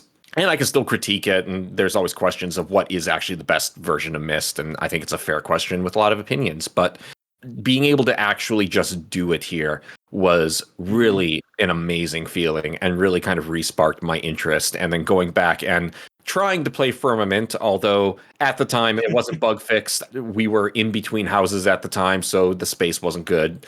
So a little awkward there, but trying to do that, being able to play Riven, being able to just mostly honestly go back to Myst, because I feel like that was just such a good experience. It really recharged things. And then if we're talking about interacting with the franchise as a whole, and if I can be mushy for 3 seconds, being able to re-explore the franchise with my fiance and now wife, and her always being interested in it and hearing me talk about it. And then finally us sitting down and playing through, I want to say it was Real Myst Masterpiece Edition, and her beating it in 5 hours. Like, no, having not played it before, her just wrecking it, and then sitting down and playing original Riven and her wrecking that in like three playthroughs or like 3 sessions. It's just able to rediscover the joy of the exploration and all that from a new perspective. That is so cool. It was fantastic. And we honestly kind of stalled out trying to play Myst 4, which is not a unique situation there. But just being able to go through those earlier ones, such a breath of fresh air, and kind of reinvigorated my love for everything here. Yeah. I just watched a video on YouTube this morning that was a commentary on Myst 4 and how obtuse it was. Yeah. I never finished it, and I remember in one of the interviews we did with Rand, I don't know if it was during that or just on the side, I asked him if he'd ever finished it, and he hadn't either. So, I felt better my about opinion of Myst 4, when I'm trying to summarize it to people, generally comes out to, I think Myst 4 is a fine game, but it is bad at being a Myst game. Yep. I found it kind of forgettable, actually. Yeah. See, Myst 3 is in an not to go on a tangent here, but Myst 3 is in an interesting subcategory of Myst games where plot-wise, there isn't really too much of a reason for it to exist. You know, Myst and Riven and Myst 5 are telling an ongoing story about this sort of restoration process and, you know, the drama in this family. And Myst 3 is kind of a side story, but it totally gets what makes Myst and Riven great and distills it down. And Brad Dourif's acting was so incredible. Yeah. I think Myst 3 is really underrated. I think it's really good. Yeah. And Amateria is still one of my favorite ages of. I loved it. Amateria is so good. Can I say something sacrilegious? Go for it. Go for it. I think Myst 3 is the best Myst game, and it wasn't even made by Science. It's funny you mention that. It's also a lot of scientists' favorite Myst game. Yeah. It's Myst 3 in a way is its own passion project by, like, they're not the original creators, but they fell into it, but they were fans of Myst. They knew what they were doing. It's effectively a super high budget, super creative fan game, but it hits all the right beats. Yeah, it's not directly related to the Denis story. It's much more a personal story with Saavedra, but when it comes to the gameplay and how is a Myst game supposed to feel, it nails. It's worth playing just for Saavedra, let's be honest. I mean, if you're going to have a side character, having Saavedra is a really good one to have. Yeah. He blew that roll out of the water. He was so good. Oh, yeah. Yeah, and I was just talking to somebody about how Amateria is the perfect, because, I mean, we all talk about the roller coaster in the end, but what makes that roller coaster so good is it's the perfect distillation of what a Myst thing should feel like. You spend the whole time exploring that, look at all these seemingly discrete little puzzles, and sort of saying, okay, that's kind of interesting. That's a sort of a neat puzzle. But then in the end, finally, you get the clear picture of how everything you were just doing fits together. Literally. Yeah, it ties it all together. Yeah, the roller coaster is the reward. It's the satisfaction of putting the last jigsaw in. It's the most satisfying way of saying, oh, this is how everything fits together. Because it doesn't just show you, it pulls you in. Oh, man. And Amateria needs VR in a big way. Oh, God. I would love to do Amateria in VR. Yeah. As for me, I would say, so I went to a wedding recently with a couple people that I went back to high school with. And it's funny because I was talking to my old friends that I haven't seen in years, and they all remember me as that guy that was really annoying about Myst. And it's funny because for a long period of my life, I didn't really think of myself as that, finishing up college and getting into my career and things like that. But I would say that all my current friends also agree that I am once again the guy that's really annoying about Myst, which is it's not a bad thing to be. It's interesting that we're back home there, into being the guy that's annoying about Myst. And in that, what's been nice to do is I have, as I've mentioned on other podcasts, gotten a little bit more involved with the Open Uru side of stuff. Just A, I find it really fascinating. B, I want to try to help people with their testing when I can, and C, because sometimes I have my own ideas that I want to contribute. Some of those have made it into Moola. I've been happy with those. Just mostly texture stuff. I like working on texture stuff. It's just something I feel really comfortable doing. But that's been a real honor to be able to do, and I hope I am able to continue helping people, because that's, if I can help somebody get a good idea, then I'd feel happy with that. You know what I mean? So absolutely. And Janae, what about you? Any thoughts on how your relationship has changed? As I said before, it's that I am still affectionately attached to it. Like, I've got a friend in Australia, James, who used to be part of the podcast, and he'll make it sound like I'm over it. I don't want to talk about it. I want to hear about it. And then he'll be like, "Did you hear that they remade Riven?" I'm like, "Yes, I heard they remade Riven." And so there's some little anchor stuck in us that we can't seem to shake off of, just this fandom for the Myst Uru universe. So such an exciting part of our lives. You can't take the Cavern out of the Explorer. That's it. Yeah. As a matter of fact, it seems some of the Cavern made its way into Firmament, and that the footfalls on the middle platforms that Thank you. Yes. I love going through these newer Cyan games and going, that's Uru sound. I know that pause when I did that. I thought, wait a minute, what was that? That allows me to make, Firmament in my headcanon is some age contained in Myst Uru experiences. Yeah. I mean, It's a story, but it's somewhere in the Myst universe. I won't spoil it, but it is obviously based off of a certain age. I actually stated it in one of my spoiler mentions in Chatzilla earlier today because I just finished it last night. Many branches of the great tree. Mm-hmm. Yes. Mm-hmm. Yep. Yes. Yeah. I think one last thing I do want to say before we close. We talked a lot about the history of the show and talked a lot about how I have sort of over time fallen into basically what I've done over the course of time is fallen into doing a lot of what Tim, aka Miles, used to do for the show. And I do want to give a shout out to Tim, aka Miles, because without his work, we would have none of this, right? He designed the website, designed the logo for TCT, which has since become iconic, right? Yeah. Right? Designed the new WordPress. I, for as far as I'm aware, got most of the feeds up and running initially. So we would have none of this without the groundwork that he set up. Especially, he designed a vast majority of the art assets that we used for TCT cover art and stuff. And he very generously made his original Photoshop project files available to me. And part of the reason that I've gained a lot of confidence in working on those sort of Photoshops or art edits myself is just by studying a lot of what he did. And honestly, looking at his approaches in those original projects and asking myself, how would he approach this if he was trying to do this? So just want to give him a shout out because we wouldn't have any of this without him. So absolutely hope you're doing well, buddy.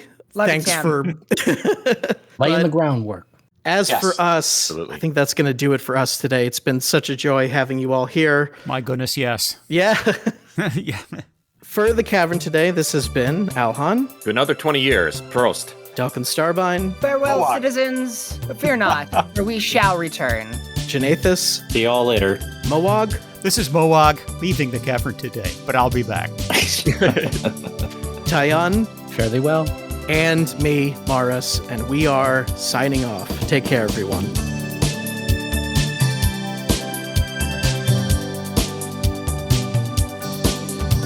The noise in the bar is too loud by far. I can hardly hear what you're saying. You take me aside with a look you can't hide.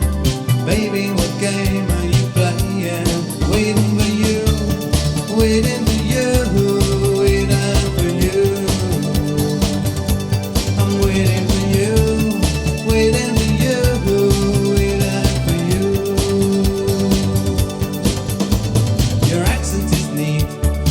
Could be sweet, and there's always someone you know. Whenever I ring, you'll never in, and in the evening you'll never show. Waiting for you, waiting for you, waiting for you.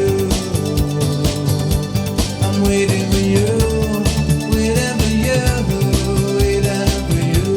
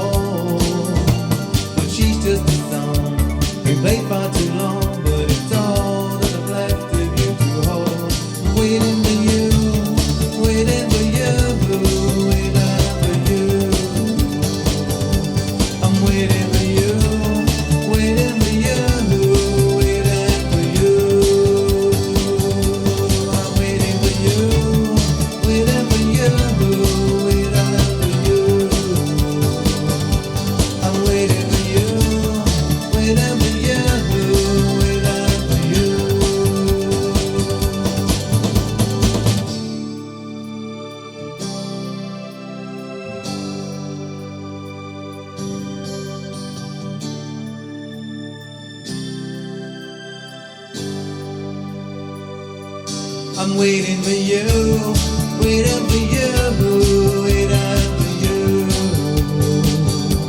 I'm waiting for you.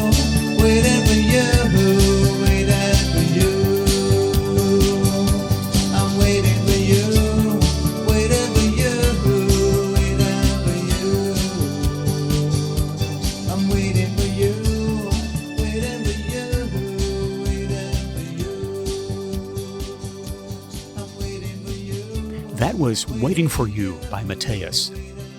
Mateus was the first musical guest we had back on the very first episode of The Cavern Today, and while Waiting for You had been included in the set of music tracks he had provided to us, we never had an opportunity to air it. So for our 20th anniversary, it felt like a great time for a 20-year throwback, and thanks again to Mateus for allowing us to use your music. One notable feature of the earlier run of TCT episodes back in 2005 was its focus on quote-unquote sporting events in the Cavern, with one of our earliest episodes featuring live coverage of what was then called the Denis Olympics. And in that spirit, our staffer Esto has prepared a special interview with one of the modern sporting groups in Uru, the competitive Myst Online League. So over to you, Esto. This is Esto from the Cavern Today, and I am here with Bogey Mystman. Thank you for joining me today. It's an absolute pleasure. I want to start off with an easy question first. How are you doing today? Oh, I'm doing fantastic. I am super stoked to talk about Myst-related things. For those who haven't met you in the Cavern, how did you first find Myst Online, and what's kept you coming back? Way back in the early 2000s, I had been living with my older brother, and he came home one day with the complete collection of all the Myst games. You know, I played it as a kid, and I was really like, I should go through the entire series. And I did. There was one game that was missing from that collection, which was Uru, and I didn't know that was a thing until I was just kind of going down the rabbit hole online. And when I quickly picked that game up, it was easily my favorite game that I had played. And then again, further went down that rabbit hole, learning that there was at one point an online version of it. And I am a massive fan of virtual worlds and online games, MMOs, social games, all of those sorts of things.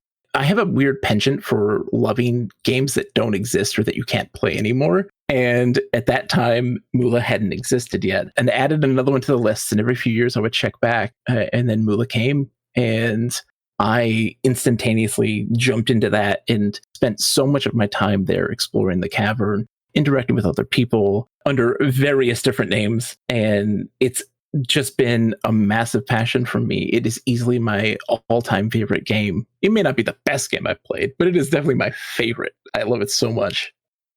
Shout out to my brother too, because it was my birthday and he was like, I'll buy you a game. And I was like, yes. I bought the Wheel of Time on PC and it didn't work. And we went to go return it. And they're like, okay, we get something else. And I looked at this because I didn't even know Uru was a thing at the time. This is when I learned about Uru. He was like, hey, what about this one? It was like the Complete Chronicles. It's like, it's got 2 games in it. And I was like, wait, is this a Myst game? And it's like, yep, that's the one. And I fell in love. Now that we have some kind of establishment for how you got in here, let's talk about the real reason why we brought you here, right? The competitive yes. Myst Online League. How did this get started? I am a streamer of video games. I have a really awesome community of people who are very supportive of my lunacy. And I have always been a person who loves exploring online communities and very niche elements of online communities. To give you like an understanding, when I go into a game like Ultima Online, I'm spending the majority of my time playing chess or checkers in that game. Or going into like Asheron's Call, which is another great example, and playing their chess there. Like, I love playing games within games. I've always felt that those sorts of things needed to have some really cool like progression systems. I feel like they're a really important element of a virtual world. And I was talking about Myst Online and its wonderful history of nobody playing IOHeek. And I was like, it's my dream to set up people to play all of the weird games within Myst Online, specifically IOHeek as a start. And all it takes is one person to be like, yeah, you should do that. And then immediately I'm like, okay, then I'm doing that. And so they were very supportive. Shout out to my good friend Online Vinyl Minty. I had been wanting to do that forever. So I went in, made the neighborhood, and I put out little messages being like, hey, we're going to be doing this once a week at this time, and we'd love to have you. And the rest is history. Oh my goodness. It's so great.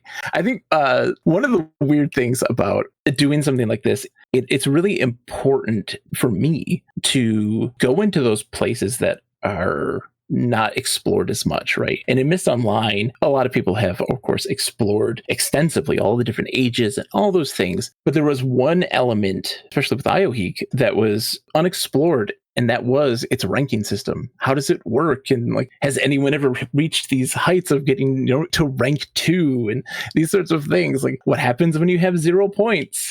What does the game do then? Those are things that nobody really got into. And I was like, we must. It's unexplored territory. It's a must. Even now, I believe we've still got a couple behaviors from Calvin, the Heek table, as it were, that are still unexplained. Though those could also just be bugs. It's unclear at this point. Heek is mysterious and unknown.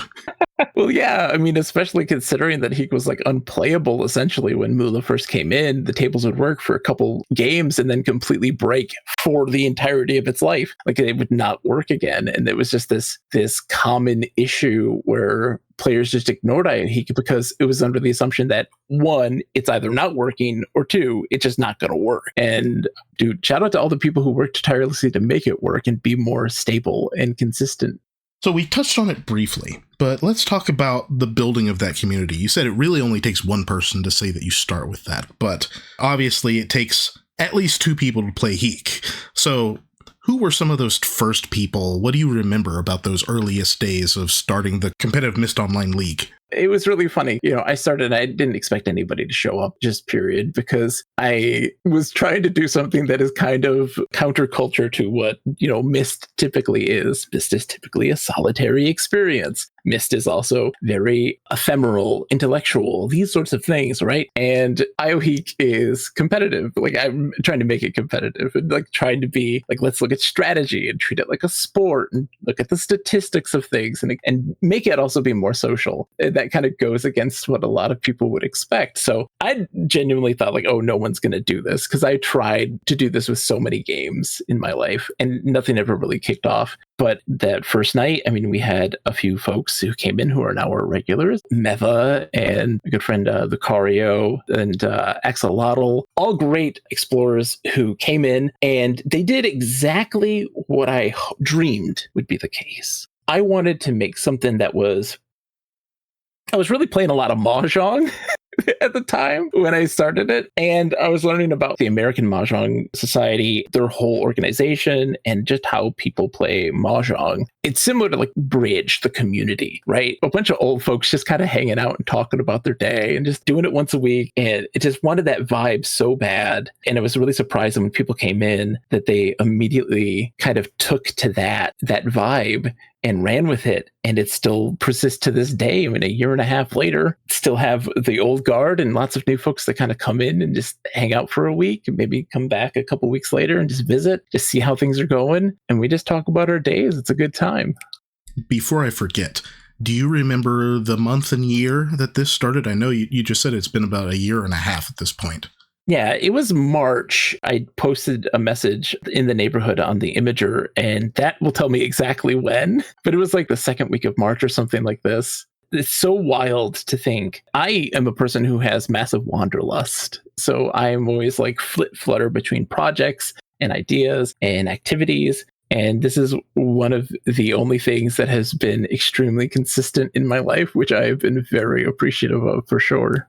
It is really interesting the kind of people that Heek Night has attracted. And really cool just to see how organic all of that community building has been just in the few times that I managed to get there, when I remember that Saturday exists and that I am in fact existing during a Saturday. I'm sure that's a sentiment that you can understand. Yes. Oh, yeah. But, well, no, I think that it's really interesting, because when doing IOHeek Night, I think one of the strangest things that I experienced, especially early on, was that there would be people who would come in and just be like, what are you doing? Like, why are you doing this? This doesn't make any sense. Like, what's the point of this? And we're like, we're just playing a game, man. Like, we're very much explaining like the game and why we play it. And it's funny because like there are some folks who are like, this just seems stupid, and then leave, and then like come back next week and just be watching again. And like, really, why are you okay? Then leave and then come back next week and be like, okay, so how do I play this game now? Like, what do we do here? It's like, okay, let's explain this. That's fun. And it's just been so much fun. It's so great. I love it. I remember last year during Podhopper's Summerfest, there was a IOHeek tournament. And I remember talking to you at that point about how did those games go? And as history will show, this resulted in our current IOHeek champion, Lucario. Oh yes, they're my protege. Lucario is so great because they've been there like every single week, like without fail. But it's just really funny because I constantly preach about like the strategy of IOHeek. So many people like kind of scoff at that idea, and then when the tournament happens, I'm just like, I'm calling Lucario is going to win because they believe in this. Like they understand the strategy of IOHeek, and people are like, all right, whatever, sit down. And then Lucario is fantastic. He's just a great Heek player and genuinely the best player out there for sure. Even though like I hit rank 2 first, does not mean anything. They hit rank 2 second. They are fantastic. Having gone head to head against Lucario myself, I can certainly vouch for their skill. We've played many a Heek game. We played IRL Heek during Mysterium this past year, and that was quite an event. I'm so jealous. I'm so jealous. Oh, it was so much fun. We're going to get you in on that. It's going to happen. It's going to happen one of these days. Hopefully we can see a future tournament and see if Lucario is able to retain their crown. It is certainly true that there is more to IOHeek than just luck. There is strategy, there's psychology involved. It's fascinating and absolutely terrifying when you do head-on-head Heek. I think some of the only times that I'll see the Heek table quiet is if there's only 2 people playing the game because they are so focused on trying to outplay the other person. Yes, and it's so interesting too because a 1v1 in IOHeek is so much different than, you know, a 3-for-all or a 4-player game. And when you have a full table, just the gameplay and strategy completely changes. And there's so many different kind of elements that really affect how you play IOHeek. And I've tried to explain to people that the initial stages of Heek are really kind of simple. And then as the game progresses, as you're getting closer to that end game when you're trying to win or trying to defend yourself from losing, the gameplay dramatically changes. And now you have a lot more probability happening. You can kind of predict what's going to be played because you now have a lot more data to reference. And it's so funny to get into the weird specifics. I didn't expect that when I started playing. I don't know. It's one of those weird things. So for me, I love fighting games. My love for fighting games comes from a very particular game series called Virtua Fighter. Mm-hmm. It's notorious from the fighting game community for being so impossibly hard to play. It's the hardest game to play, blah, blah, blah. It's not. But what it is a game that's about reading the player, not reading the character, right? You have to understand who you're going up against, the way that their strategy, their behavior is very specific to the player. And IOHeek is very much the same kind of thing. So like when you're playing against a person, you can start to pick up on moments when they're autopiloting, where they're kind of just going through the motions. Or if they prefer to do very particular moves, you can start to pick up on those reads and then strategize against that. It's fascinating that is a thing that kind of pops up as you pay attention. And that's part of why I enjoy the game so much also, is because it is far more about reading people than it is about having these very set textbook moves that you have to do in order to succeed. There's nothing more tense than a Heek table where almost every single light is lit up and everyone is trying desperately to make that right pick, right? Like that is just this quintessential moment of tension that perfectly encapsulates everything that Heek is. Absolutely. And also those moments when like everyone has a lot of lights and you do not, and you're like, okay, how do I claw back here? Like, how do I just not lose? Right. And like, there's so many ways that you can do this. And there's definitely situations that you get placed into. I'm going to go into the weird specifics here. It's so fascinating because you can be in a situation where you're playing the game and now you're like, we are almost done. There are 2 or 3 players that are about to win the game. But there's actually one person who will win this game, and I can tell you exactly who it's going to be because of like the combination of lights that they have. Well, they clearly have the advantage. They have like 2 pen. The other 2 have 2 books. And people are like, okay, well then they're just going to play pen and win because those other people are going to play books. And like, no, the person wins by book because the other people were going beetle because they're like, oh, they're going to play pen to win, so we're going to counter with beetle. I'm like, no, like, doing books, and they win in a totally different way. But you can tell like the momentum and how it shifts as people play, that is really fun to observe and engage in. It's just so great.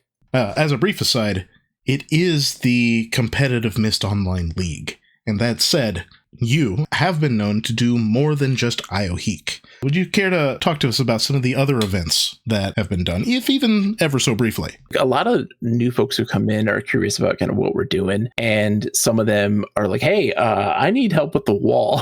Like, I want to get my maintainer suit for the wall. You want to help us with that? And like, sure. And when we start talking about all the different types of games, people are like, ooh, what? I never got to really play the wall. Let's do that. And there have been times when I've been like, okay, guys, I really want to make a game that is fun in Jedlicka. And I made a couple. We tested out one of them. I don't know how fun it was, considering that like it's a 4-player game and then the age has like 9 people in it. And I'm like, Jedlicka cannot handle this many people. Oh. Like this isn't working well because it's just chaos. And but we'll get it someday. I guess with all of this covered now, what's next for IOHeek? My dream, and this is the dumbest dream on the planet. I have on multiple occasions in my life run CPU versus CPU tournaments for fighting games and do commentary and like talk about stats and have like seasons of characters and stuff like this. I would love more than anything to have really high production IOHeek recording and have like the players, the rank, their win-loss, how many tournaments have they won, that sort of thing, and have like interviews and commentary of the game. And, overlays and ridiculous things. We need ELO for Heek. Yes. Like, just go all out. Out. Because I think it's funny. One, I think it's funny. But two, because just like it's a little absurd. Like this tiny little mini game, a rock, paper, scissors mini game in Myst Online is being taken so seriously in like the funniest way. Because again, like we call it competitive Myst Online. We're not crazy, roid raging dude bros coming in here. We're like laughing and having a great time. Like we're jolly as all get out. But I think our main thing is like having fun and embracing kind of the absurdity of the games that we're playing and being wacky and, laughing and just having a good time. But also like caring about it is more of the thing, like caring about this little game that no one plays and just actually trying to understand the role it plays in the larger ecosystem, the social ecosystem that is Myst Online, and also how it was designed and why was it designed the way that it was. Like, I know it sounds silly to be like, oh, this game is really complex, but like it's a lot more than just being a rock, paper, scissors game. There's so much that goes into it, and it's really interesting to see such a simple idea get expanded. Just that weird idea, in order to win, you have to get 3 points with the same symbol. That alone changes the formula of how the game plays, and then adding that extra element of it's 2 to 5 players. That again just completely disrupts how this game plays. It's just really interesting. And so what I would love to see for IOHeek and the competitive Myst Online universe in general is to have production value. I'd love to have some production value, and I'd love to expand it to the wall, expand it to Jedlicka, and like really create that community where all of the games in Myst Online are played, and not just played for novelty, but played because it's fun, that they want to go and do that. Mm-hmm. And IOHeek is the easiest one to make it be fun. The wall, as great as it is, you have to set some limitations and rules on how you build the wall. That takes a lot of work and effort. And that also requires having to onboard people on like, this is how we play this game, because we have to change the rules a little bit, how we design the wall and all that stuff. And then with Jedlicka, it's like, all right, let me just explain to you the ridiculous steps that we have to take in order to play this game, because that's just how Jedlicka is. Like, it's super complicated. It just even to be like, all right, so I'm going to have you take this ball and go over there. That's a complicated thing. You can't just say that. Yeah. With IOHeek, though, it's just like, hey, sit down, push some buttons. You're good. If somebody's listening and they want to join in, what should they know? I mean, it's every Saturday night at 9 p.m. Cavern time at the competitive Myst Online neighborhood, which you can find in your wonderful Nexus. It's right there. You'll see us. We're always welcome to have newcomers. We usually get anywhere between like 5 and 10 people visiting at a time. Newcomers are always welcome, because not only is it a really great time to kind of just learn the game, also to meet people who are very excited to talk and also to listen, because we just love enthusing about games and enthusing about all the things that make a person want to come and visit Myst Online. But also, it helps with the point ecosystem.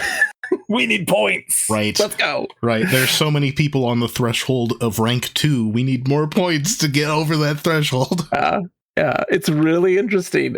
When we started playing IOHeek, our first original goal was, what is rank 2 look like? How many points does that take? And so as we're going through this journey, we have all these different gates. Like, is it 150 points? We don't know. Someone had that answer, but we were just winging it because we were just having fun with it. And like that moment, like, I'm about to get 150 points. And we hit it and like, no, it's nothing. And I still remember when we did it, I was like, guys, if I win this match, I'm getting 200 points. And everyone's like, what? And so like it happened, got 200 points. It was like, I'm still rank 1. Still rank 1. What?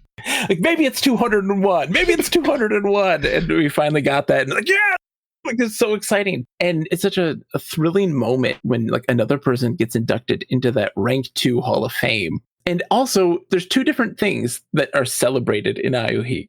It's people who've gotten to rank 2 and people who've gotten to the fabled, I think far more fabled, rank 0. Right. Because everybody starts with 100 points, they're rank 1, and the only way to get to rank 0 is to have 0 points.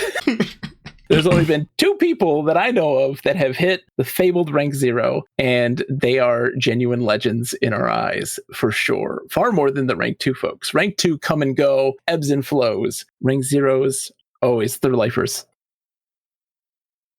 I have a question for you. When you came in here, what were your first thoughts of going into that community, playing IOHeek, and being a newcomer? Because you came in a little bit later. It was about a year ago from now, I think, yeah. You started becoming a lot more regular after the tournament that we did. What was your kind of thoughts coming into IOHeek as like your first experience? I'd played IOHeek a few times before. TCT staff plays a game once in a blue moon, which in Denis, you may notice, there is no visible moon. So, it hardly ever happens. But it has happened before, which is probably the stranger part of it. But it was always fun, right? Like the one time that the lake mysteriously works for some reason, and you're like, why is the lake light up right? Wait, this is weird. No. Well, I've enjoyed playing Heek, but I think I was more intrigued by the thought that other people would actually be coming to play. So at that point, I think I remember coming into the Cavern, as I suspect many people do. I see Cho'Gahn's posts pretty regularly about this is the current Cavern population. This is the current number of active logins this month. This is the number of new accounts. Every single month we get that update. And I keep seeing these numbers. And I keep seeing there are so many people in this community, but nobody's connecting, right? My suspicion is that people log in, they see that no one is there, nowhere that they can see easily, right? Like people could just be standing in the Reltos or even in the Nexus, all at the same time looking for people and not seeing people. And then they just bounce off and leave, right? That was like, oh, I gotta do something else, or they called into something else by some other community. That's my suspicion as to what happens. When people start to gather, it just naturally draws more and more people. I remember at that time, I would go to the Nexus and I would open it up and I say, okay, there's 3 people in Dakota. There's 4 people in the Denis Museum of Art. Okay. And, what day of the week is this? Who can I expect to find at this time? Trying to make those connections, trying to build that community by spreading myself out. That doesn't always work, but that was my thought. It's like, if I keep going to places where there are people, then maybe I can encourage others to continue doing the same. And it was around that time, like I said, I ended up logging in, look at the Nexus link. There it is, the Myst Online Competitive League. And I thought, there's 5 people in there right now. Yeah. Let's go. Let's see what's going on. So I linked in. I don't see anyone. I check my key. Yep, there's definitely people here. I walk over to the stairs and was like, oh, I hear voices. There's voice chat. That almost never happens anymore. So then I walk down the stairs and I see you, and I think I see Meva probably, and Lucario, and who knows out. Like, it was a full table that night. And this is great. People in the Cavern talking, just hanging out. I don't even remember if I played that night. I really don't. I just remember kind of like soaking up the atmosphere, because I was like, this is really something special. Like I said before, I try to be there as regularly as I can. Usually if I don't make it, it's because I have forgotten that it is Saturday, and it's just a wonderful time. Well, like I said, it's so weird too, because like you mentioned, like going in there, why in the world does like the cutoff on hearing the voice chat, it's literally like you link in, you can't hear the voice chat, but take like 2 steps to the left and then you can hear it. But like you come in, you don't hear it, and then you just move a little bit just to hear it. It's so ridiculous. But no, it's really interesting because you talk about like searching for people and trying to find people to engage with in Myst Online and the challenges that come with that. And there's even more to that, because not only do you have that issue of finding people, but also finding people who are willing to engage with you. And again, we talk about Myst being a more series being that's really rooted in solitude, right? And that feeling of loneliness adds to the element of, engagement with the series. Myst Online has this wonderful quality. And again, I highly recommend this to any person who enjoyed playing Myst Online. Play the game again with someone experienced or with someone new. It doesn't matter.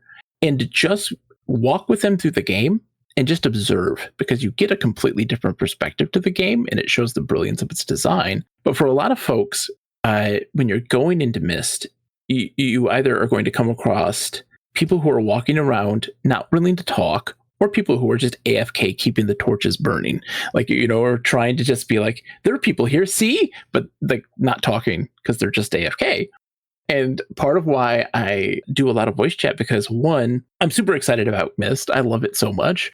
And 2, I love like expressing that. I think that there's an element of like enhance the communities through talking and through just using our voices, because some things get lost in text. It's never required. Folks are always welcome to just use text, but I still choose to do that because it's just something that I really am enthusiastic about. It's really fascinating to be a person who's trying to seek community. And a lot of events are really great in Myst Online, but they're also a lot more passive experience. So like you have the radio hour, where you sit around and just listen to the music and you're not really engaging with each other in that way. And then you have stuff like story time, where people are coming to tell stories and you're a listener to those things. Right. IOHeek's one of those. And that's not to say that those events are bad. I, by no stretch of the imagination am I saying that. They are absolutely fantastic. Because also, like, when those things are over, folks are, sitting there commiserating and enthusing about the stuff that they just listened to or experienced. But with IOHeek, it's one of those rare instances where it's a super active, engaging experience. So you're coming in and you're playing the game, or you're talking with folks, or even if you're just there to be an observer. It's a thing super important for virtual worlds. And that is this ability to have a passive social engagement. So it makes people who are solo players or, not necessarily the most social people to be able to go into those virtual worlds, see activities and events happening, not actively engage in them, but just to be an observer there. It's like going to a coffee shop, sitting down and writing on your laptop and just hanging out in a coffee shop. It's the same kind of thing. It's super vital for the health and stability of a virtual world. And I love having the opportunity to be able to provide that for people, to be like, hey, there's this really cool thing happening. You can come and join, or you can come and watch, or you can just sit silently in the background and be a wallflower, of which we've had many. We love them so much. But even crazier are the people who link in, come down to the IOHeek table, look at what we're doing, and then immediately link out. And just to me is the funniest thing. I get a big kick out of it. I love it. I appreciate it because it's just people being curious. But it is also funny because I just go into the perspective. What's going on over here? Look at this. Oh, these people are playing IOHeek. Yeah, I'm good. Bye. Like, I get a kick out of that idea. Like, it's just funny. The wonderful thing about Heek, and with the voice chat, because the voice chat and the controls for Heek are all diegetic, it makes for the whole experience as being incredibly immersive. There are a lot of other events that go on every single week in Uru, right? We've got Phil Live, we've got, you mentioned Radio Free Denis, we've got Karaoke Night, which has been going on forever. Oh, yeah. We've got Story Night with Arte. A lot of them, they are very community-based. You go there, you see a lot of people, and there's not a lot of interaction with them necessarily. And even in some of those, like the karaoke, which is more interactive because of the limitations of the game, when you actually just go there, if you don't know what's going on, it just looks like people are just standing around and not doing anything. But that's simply because they've offloaded all of the audio onto a separate stream that is being hosted elsewhere. So there's this understandably so, though. Yeah, like, I totally it makes that. sense. It absolutely makes sense as to why they've done it the way that it is. But it does serve as a barrier to entry, and it is immersion breaking at the same time. It's something that if you're involved with it, you're able to stay in it. But if you're looking for something to become involved in, it's very easy to bounce off of. Whereas something like Geek Night, like I said, I just walk to the stairs. Oh, I hear voices. I see this game being played. You know, you just sit down and you're just interacting with it all naturally. You're speaking with people naturally. What have I done this week? Oh, well, we were talking about the dirt demo, talking about how Axolotl is able to navigate from the surface down to Denis without using a light source as quote unquote God's strongest, blindest warrior. You know, like things like that. It's all part of what makes IOHeek so special and sets it apart from everything else that's going on. It's true. That's part of why I do it, is because I also am just enamored with weird systems, and I love mechanics that are often ignored. And I felt that the voice chat in Myst Online, just the weird elements of it and how it interacts with the world, and it gets louder as you get closer to it, and they used to have the echo effects. I don't know if they still do. Do they still have the echo effects? It's been a while. EAX hasn't worked for a while, but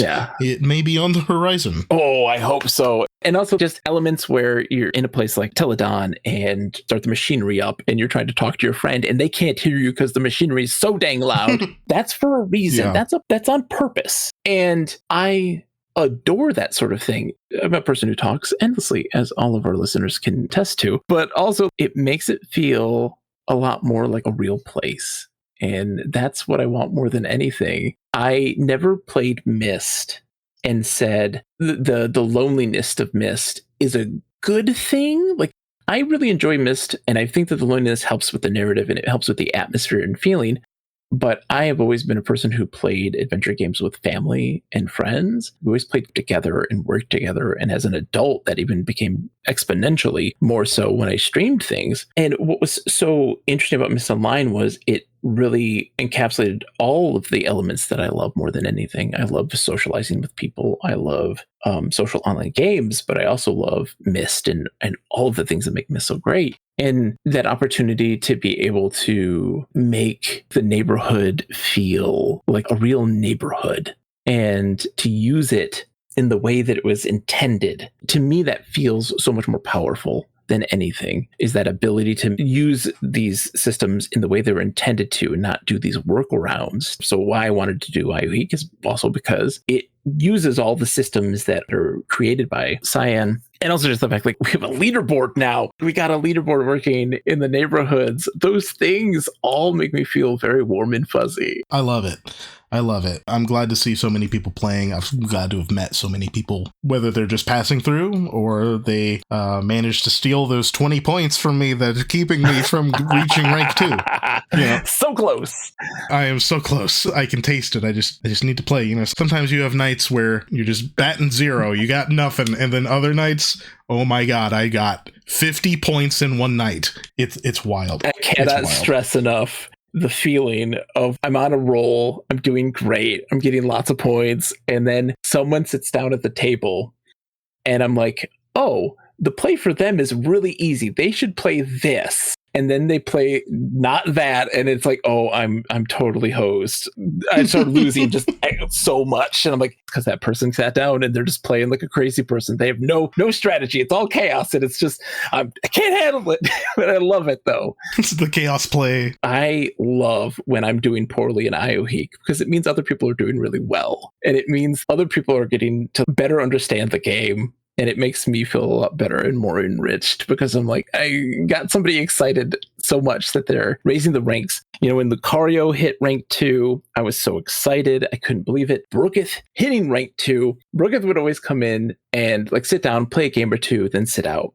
And come in, sit down for a little bit, and then sit out. You know, I was like, oh, you know, like they just wanted to play a couple games and just chill. And then they joined our neighborhood and I looked at the leaderboard. I'm like, they're like 180 points. What the heck? They're super competitive in a good way. And they're very like meticulous about how they play. When I recognized that, I was like, I didn't expect this. This is so awesome. They're the best. It's meteoric rise of Brooketh. Yes. It was so good to see.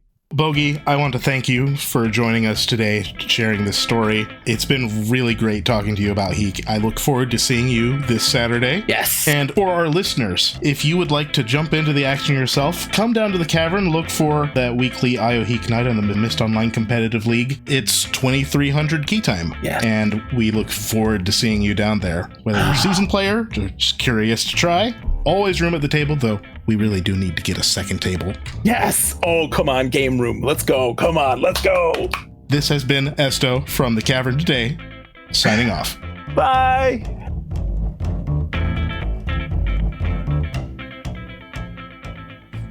Before we close out today's episode, I thought I'd share with you a Mowog thought, quote unquote. These snippets were a regular feature of classic TCT, and for some reason the staff thought we could use another one, so here goes. 20 years. As mentioned in our TCT talk, none of us suspected when we began 2 decades ago that we'd be crafting a new episode in 2025. And for that matter, we didn't think much about the future of TCT back then, because our minds were very much on current events of the time, and as far as we were concerned, the fate of TCT would probably parallel the fate of Uru. And at the time, things looked very good for the Cavern. The only Mysterium that I've been able to attend was in 2006 in Spokane, Mysterium 06. Excitement was running high. The partnership with GameTap had just been announced, and several folks from GameTap were among the crowd that gathered at Cyan's headquarters. And I guess if I had to pick a word to summarize our experience there, it would have to be optimism, with a capital O. The Myst titles had changed our lives in a wonderful way, and being able to meet with the creators of the ages, along with our fellow explorers, was the stuff of fantasy. So now we could put faces with all those peculiar names and actually talk face-to-face instead of via key chat. For those of us involved in the Cavern today, it was indeed a special time.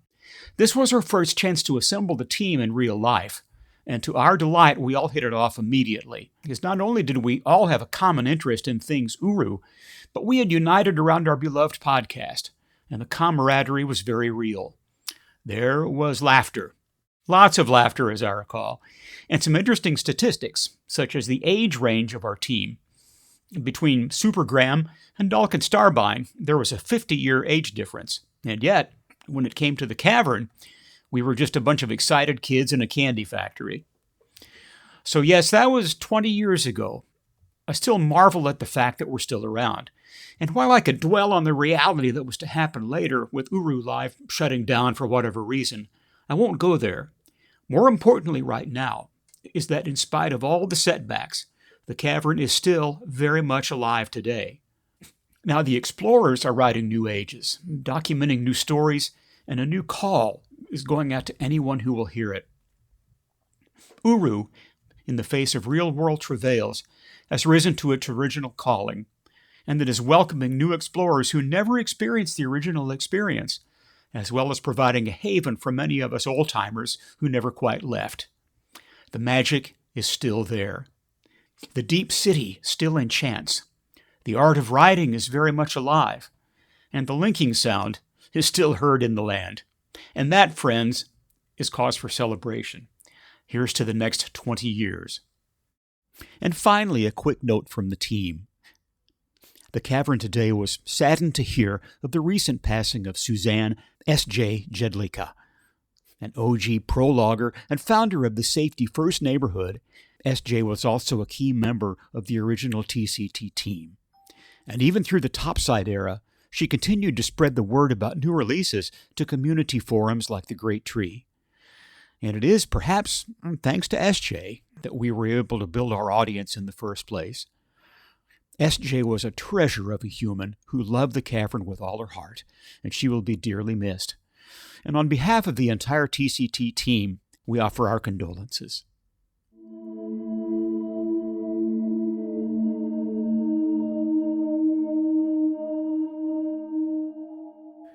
And with that, our 20th anniversary episode, The Cavern Yesterday, comes to a close.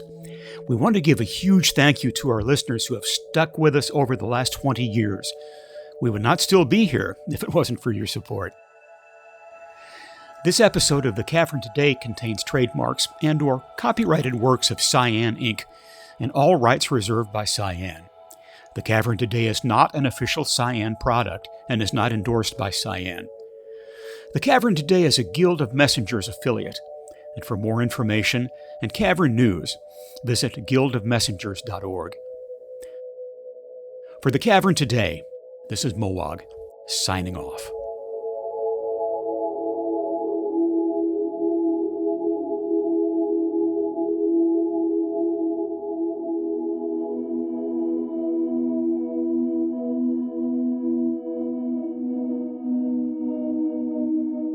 I want to show you a little sneak peek. We haven't introduced this yet. We'll roll it out in the next 60 days or so.